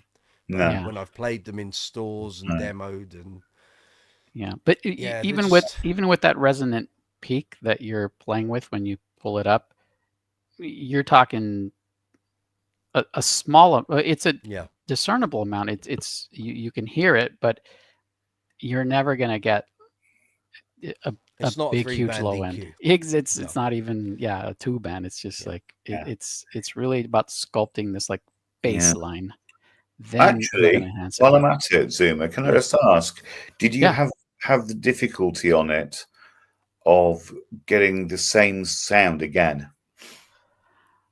Well, I don't think I think I can't really answer that because when I had the bass, I was trying to replicate the tones that I'd heard all my life, so I was trying to get like Yeah, a yeah. reasonable Yeah, flea sure, yeah. tone, and I was trying to get the tone Yeah. the guy from Elvis and the Costello got, and then I was trying to get this other tone or whatever, So I was just trying to get as close as possible to that, and I don't think I Right. ever went back Okay. and tried to Yeah. replicate it again. Okay. But there's no detents as far as I remember, so I don't think you could. Yeah. Yeah, I It would don't be a think pain so. in the butt to get it Absolutely. to replicate. I actually had an ACG for about a month, and I took it on a jazz gig, and and every single time I was actually sweeping the actual pre to try and find the actual same sound again. It was absolutely impossible. Oh yeah. Yeah, So, the weird no thing thanks. is, and I know obviously people have that thing with Alembics, but I don't seem I can normally get pretty Right back. close. If I create a tone or using the filters, I can generally find what I had before. Yeah. But No. again, I think that's because I've spent time Yeah. playing with it at home. Yeah, sure, yeah. As opposed to trying something, demoing it in a shop, and then intermittently coming back to it. When I Yeah. first got my 20th anniversary, I mean, I didn't know what I was doing, but it was once I spoke to Micah at Alembic, and as I said, treat the pickups as your tone generator. So you're not going to get bass tone from a bridge pickup, and you're not going to get trebly twanginess from a neck pickup. So let your neck pickup deal with the bass frequencies, let the bridge pickup deal with the treble, set your low pass filters, and then you've got your Q switches to boost and or reduce the amount of level that you're getting, and take it from there. And that, once she said that, I was like, that makes total sense. So I want bass, I want that pickup. I want treble, I want that pickup. Right, set my levels, and away you go. Yeah. And then it, if you say, well, I go up 50% on both levels and set the low pass filters, say set the neck at say 75% open, back pickup maybe 100% open if you're slapping. There you go. Yeah, easy as that. But it's the confusion people have because they're so used to 2 or 3 band EQ. Yeah, You suddenly that's right. go to a filter system and they can't. They're trying to get bass, middle, and treble out of each pickup. No, it doesn't work like that. Yeah, that's right. There's no mids involved here. The mid comes from the natural character of the timbers and construction of the instrument. And the Bass pickup. and treble is what the low pass filter. It's how much bottom end there is and how much top end is coming through, and that's what that is. Right. There we go. There's Wals. We might get through the last 2 here. Ooh. Before we wrap up. I can't believe Keep going. Carrying on in that vein then, Alembic Basses. So we can talk Alembics. I have 3 here.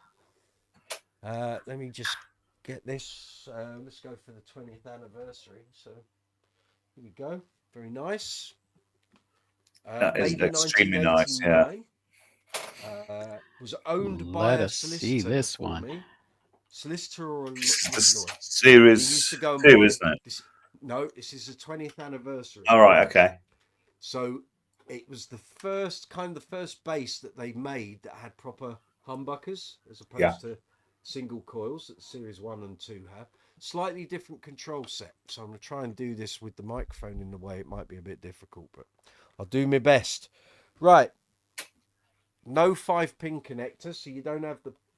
That's not going to work, is it? Right, let's just move that to the side. You might still hear what I'm saying. So We can hear you. you've got a jack there.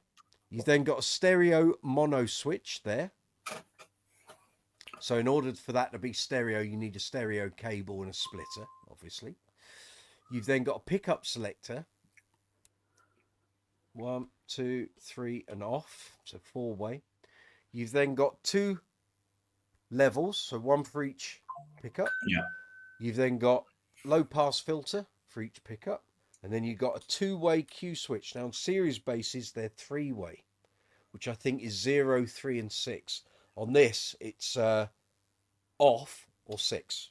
All right. I think. I could go and Yeah. check on the specs, but so, And- that's it. Right. So really, yeah, go on. And it's probably the only bass you own that has a built-in cup holder.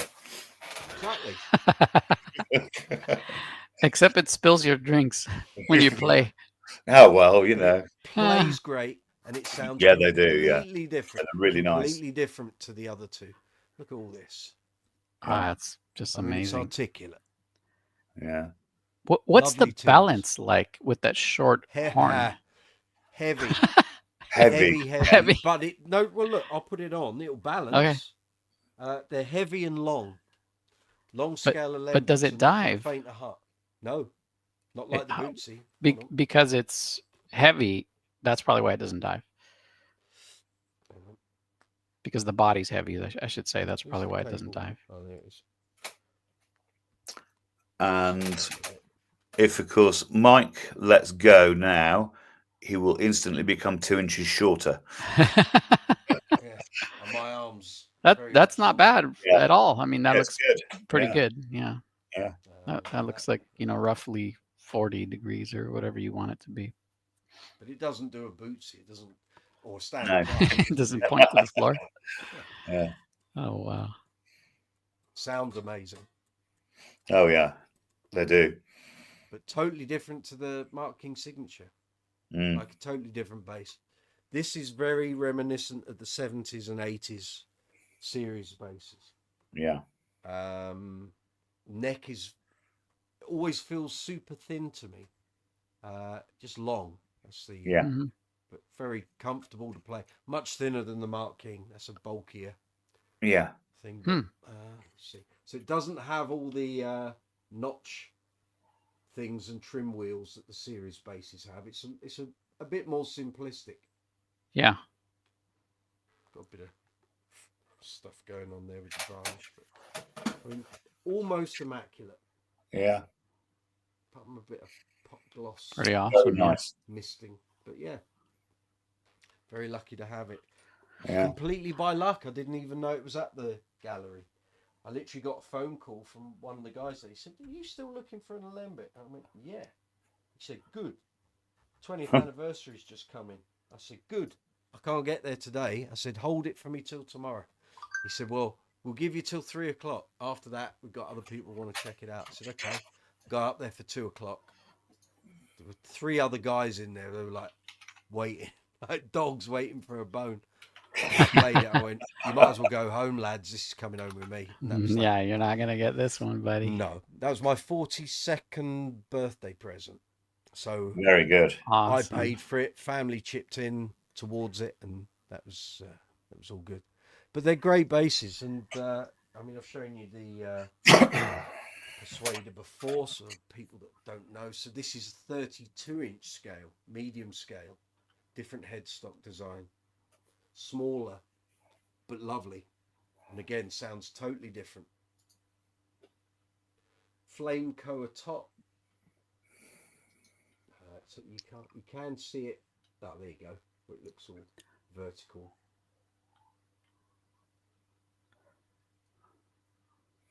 You do that, and you can't see any flame. You go like Yeah. that, and suddenly all the lines start appearing. It's great. But they're great basses. But again, once you've got to sit and get used to the filter system. That's how it works. And once you get that theory in your head, neck pickup for bass frequencies, bridge pickup for treble. It makes sense. Well, that last one looks like it just had a single filter for the Yeah, two whole volumes bass, right? and one filter for Right. the whole sound. So it's kind of a little bit more like a jazz bass, 2 volumes, so you can turn one down or up or however you want to do it. And all of these, because none of them are series basses, don't have the complexities that those basses have. So again, you've got Q switches that have got 3 settings. It's like as though you haven't got enough to worry about. I can see why people get a bit peed off with those, but it's like Mark King just used to turn everything up full and just go for it. It's like, don't sit there trying to fanny about with, you know, you're on a gig in front of a couple of thousand people. You don't want to be sitting there going, I'm just going to play with my low pass filter. You know, you're not going to do it. And just turn it up and get cracking on it. That's right. But they're great basses. Right. I think we've got one left, Steinberger as well. Where do you want to start? Good old there? Ned. Revolutionary. Totally revolutionary, yeah. But Rapidly just to going up in price now. Are they? All right. Oh yeah. just to cap off the Alembic thing, though, I can't remember ever playing one. I don't think I've never got the chance to. Not even the cheaper models, like the Epic No. or the Essence. Nope. And those are going up in price. Yeah, Basic never came models have across been one. going up in Yeah. price. Closest is my area with the Alembic pickups. Yeah. I played a Series 2 Alembic in a shop in Toronto. Nice. But Was it good or it was not been looked after? Or? Absolutely phenomenal, yeah. Wow. There's a guy, actually, let me see if I can find it. There was a guy that did like a short demo on YouTube years ago. And the bass he owned got sold to another guy, and it's the bass I think now that Marcus Bell owns. I think. Right, yeah. Let me see if I can find this. So for people who want to know what a Series 2 sounds like, this is a good approximation. Let me see how far down I've got to scroll to find it. But and I remember seeing the guy replying to some chat messages, and he said, "I'm no real player, but I just wanted this bass," and he got it, and he did a good job. I thought. I just need to find the video. Not that there's loads of Series 2 Alembic videos on YouTube. There aren't. Right, yeah. He says scrolling for days. Come on. Hang on. Let me see if I put demo. While you find it, I'll also say that I've only played a single Fodera in my life. And it was awesome. I've played a few, all for review. Right, here we go. This is this video. Let me just pause that there. Turn that on there. And I'll show I've actually played a Fodera Empire 5, which I was working on shows with a keyboard player from the East Coast here, and he'd bought it in a cash converters shop. Cash converters? What? For about £250. No. Oh, somebody just woke up out of their grave. And would you believe he actually said, well, I think it's actually pretty cheap because it says Empire on it, so it was probably supplied by an actual catalogue. I said, no, it's a Fodera, mate. you know. Oh, you should have told him. You're right. I'll take it off. Get it insured quickly, you know. See what you make of this. Oh my goodness.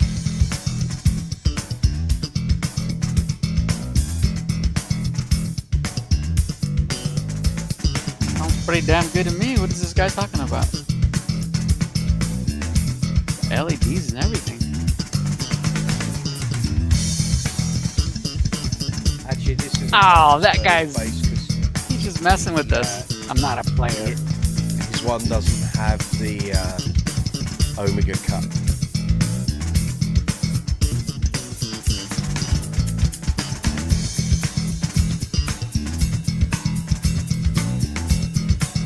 Gareth Harrison, Cash Converters UK pawn shop. Pawn as in PAWN, not PAWN. Yeah. Oh, I know. Just for clarification. In England, we actually call the group crack converters. Yeah. Crack converters. Now there you go. There's an Alembic with filter system, plenty of bass on there. That is really, really nice.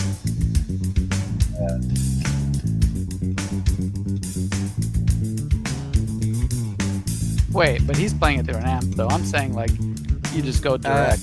It says at the start of the video what his audio interface and stuff is. It sounds like I think he's mixing going in into his, the amp and then taking a feed out to the taking a feed out of it, yeah. to the interface.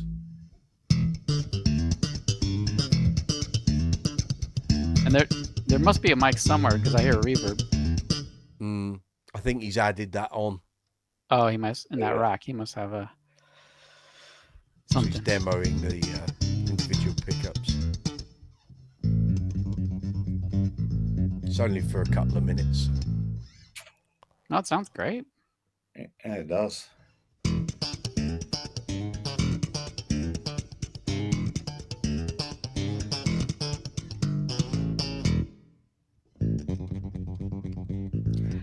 That makes me think of something, which is It's just level 42 riffs. Yeah, Right. it is. Yeah. It's 88.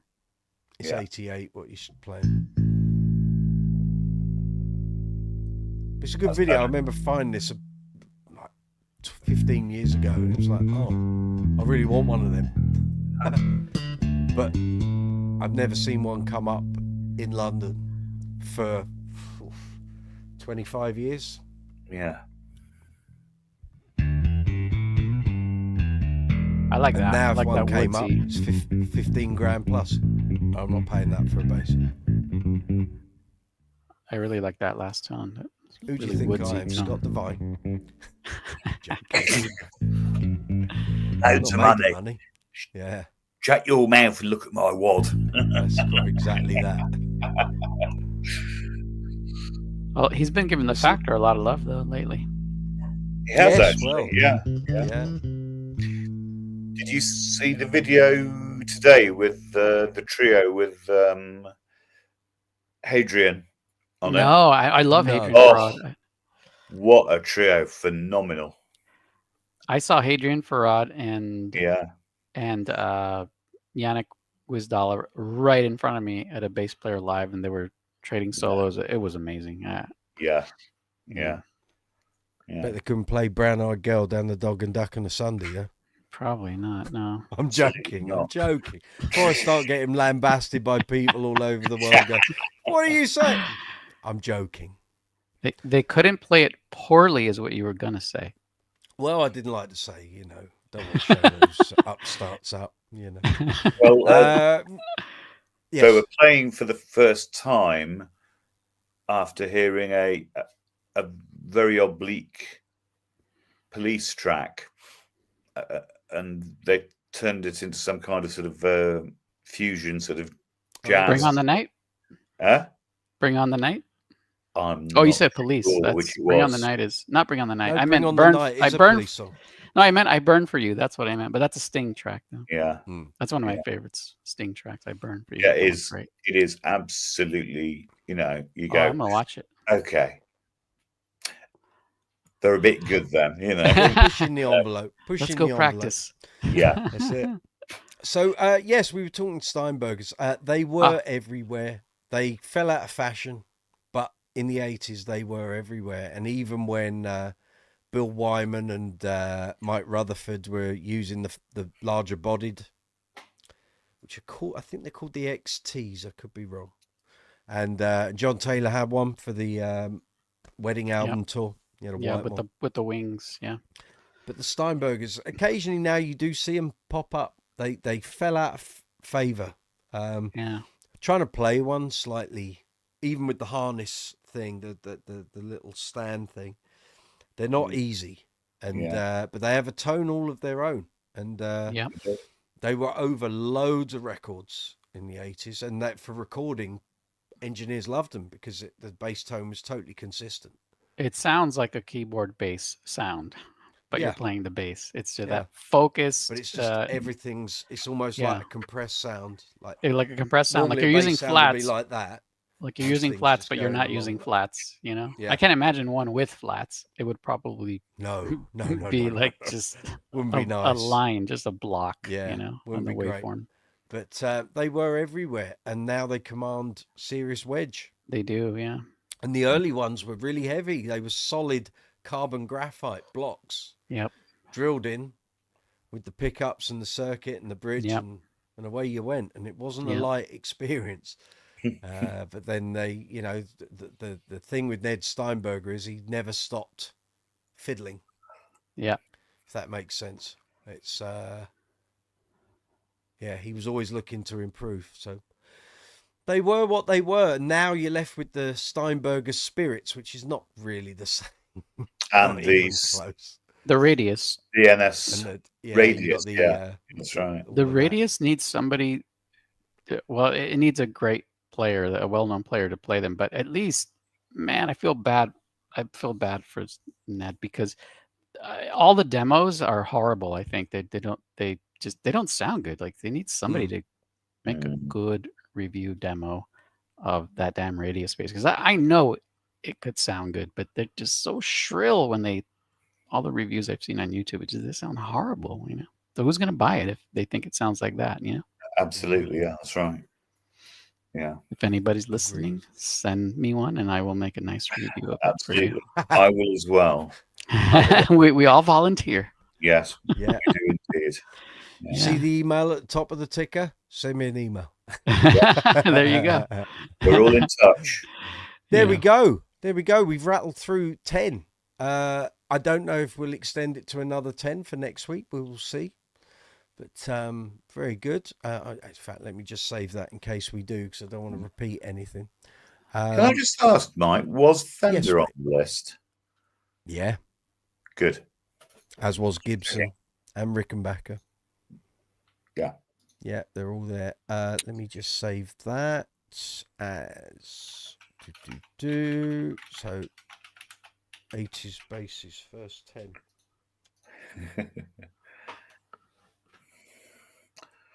There we go. Tonight, 3 men Yes. explorer list. Discuss this. Just Discuss. we can carry on for another 10 minutes or so. Anyone got any questions? You want to talk about basses, bass amps, bass effects, bass accessories, strings, gig bags, great bass players, albums with great bass players on? Feel free. We'll go till past, and then we'll call it a night. Ah. We've still got people watching. Zuma has sent me the link to the clone. Yeah, the clone. That's a real nice one. And in other news, Amazing, we've just Wal hit Basses. 4,500 subscribers. All right. Wow. Thank you very much. Sounds awesome. And in similar but different news, I can tell you all, obviously I don't get my analytics till 10 o'clock in the morning, but in fact, go back to that page, Mike, and you can tell people properly. Give them exact figures, not pluck figures out of the sky. So you'll know a couple of weeks ago, we hit 800,000 views on content on the channel. We're currently sat at 940,000 views. We are hurtling towards 1 million. That's and fantastic. at the current rate, we're going to hit it. Literally as we go into the third week. Actually, it might have slowed a little this week. Actually, let me work that out. That's probably because people are away. Yeah. But numbers are still high. I'm getting like some days I'm getting close to 6,000 views a day. It was looking like it was going to be the second week in September. It then looked like it was the third week in August. I think it will now be the fourth week in August. But I can't believe it, because it took 4.5 years to do 700,000, and here we are doing nearly 300,000 in literally 3 months. So, It's good, isn't it? On the up. a lot Now, of it's the shorts thing. Yes, sir. Prior to leaving this evening, could you try my sound Your gain? Yes, let's find this. So I don't think you'll be able to play it. I played the last section of Deantown. Okay, here's a little listening game for you. Right. Okay, can I tell which is which? So one's the flea bass and one's the, what is that? It's the 250-pound Nitro Jazz, yeah. Right. Which We'll have a I've little added listen. the Fender Pure Vintage 66s into it.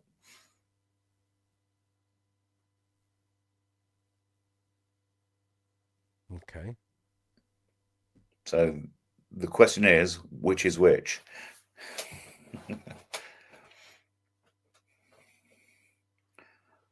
All right.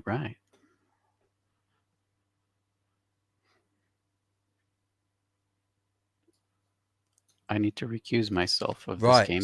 I think the Yes. first bass. I think the first bass is the. Yeah. I think the first bass is the flea bass, Okay. and the second bass is the Nitro. You got it back to front. Wow. So the actual 250 Well, pound. I think the flea bass. In that, now you've told me that. I think the actually flea bass bass number sounds one. the better. Yeah, Right. I know. I think the flea bass sounds better. Weird, isn't it? There you go. Yeah. I thought that because I demoed one of them when they first came out, and I've played a few in shops. Yeah. They'd never grabbed me, and by the sounds of that, it kind of had that boosted bottom end, which is why I thought that was that. But Yeah. surprising. Right. Okay. And if you scroll further down the page, there's one with 3 sound examples, and my American bass is at the top, Right. which is an actual third option. The Sunburst one? Yeah, that Okay. one. Yeah.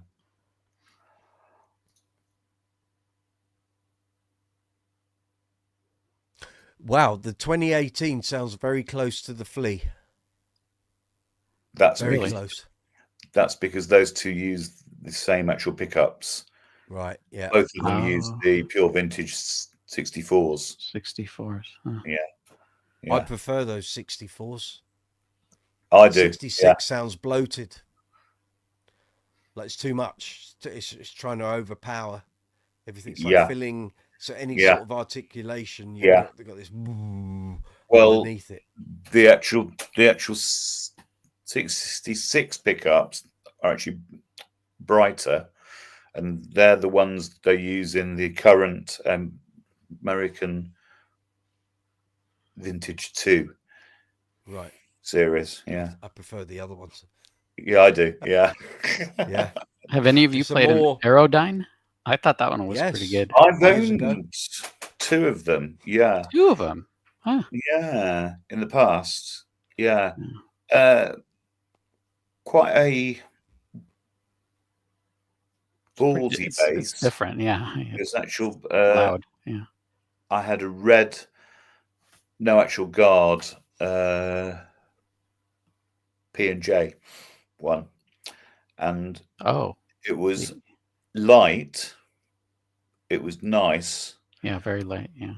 Yeah, but I've found that generally P&Js can be sort of plinky and quite sort of, pleasant. Yeah. This was sort of angry, Got it. sounding. Yeah, so I sold it. What, spitting angry? It just actually sounded, angry. Okay. Yeah. Technical descriptions, these are. This is what people They are tune in for. indeed. Yeah, that's right. This is it. You got 6 minutes, guys and girls. We'll take any other questions on basses, bass guitars, bass amps, effects, gear going wrong, men making lists, commenting on lists, all of that. Gareth, I played Aerodyne Jazz. You don't see many of the Aerodyne Ps in the wild. No. Right. No, usually a PJ. Yeah. PJ or a JJ. I played the J. Yeah, I played the JJ. That's the one that I thought that one was pretty good. The They earlier were everywhere. Basses were actually PJs. Yeah, all of them. They were everywhere. First Yeah. half of the 2000s, you couldn't Yeah. go in a guitar shop and not see Aerodyne basses. They were Yeah. everywhere, Yeah, absolutely everywhere.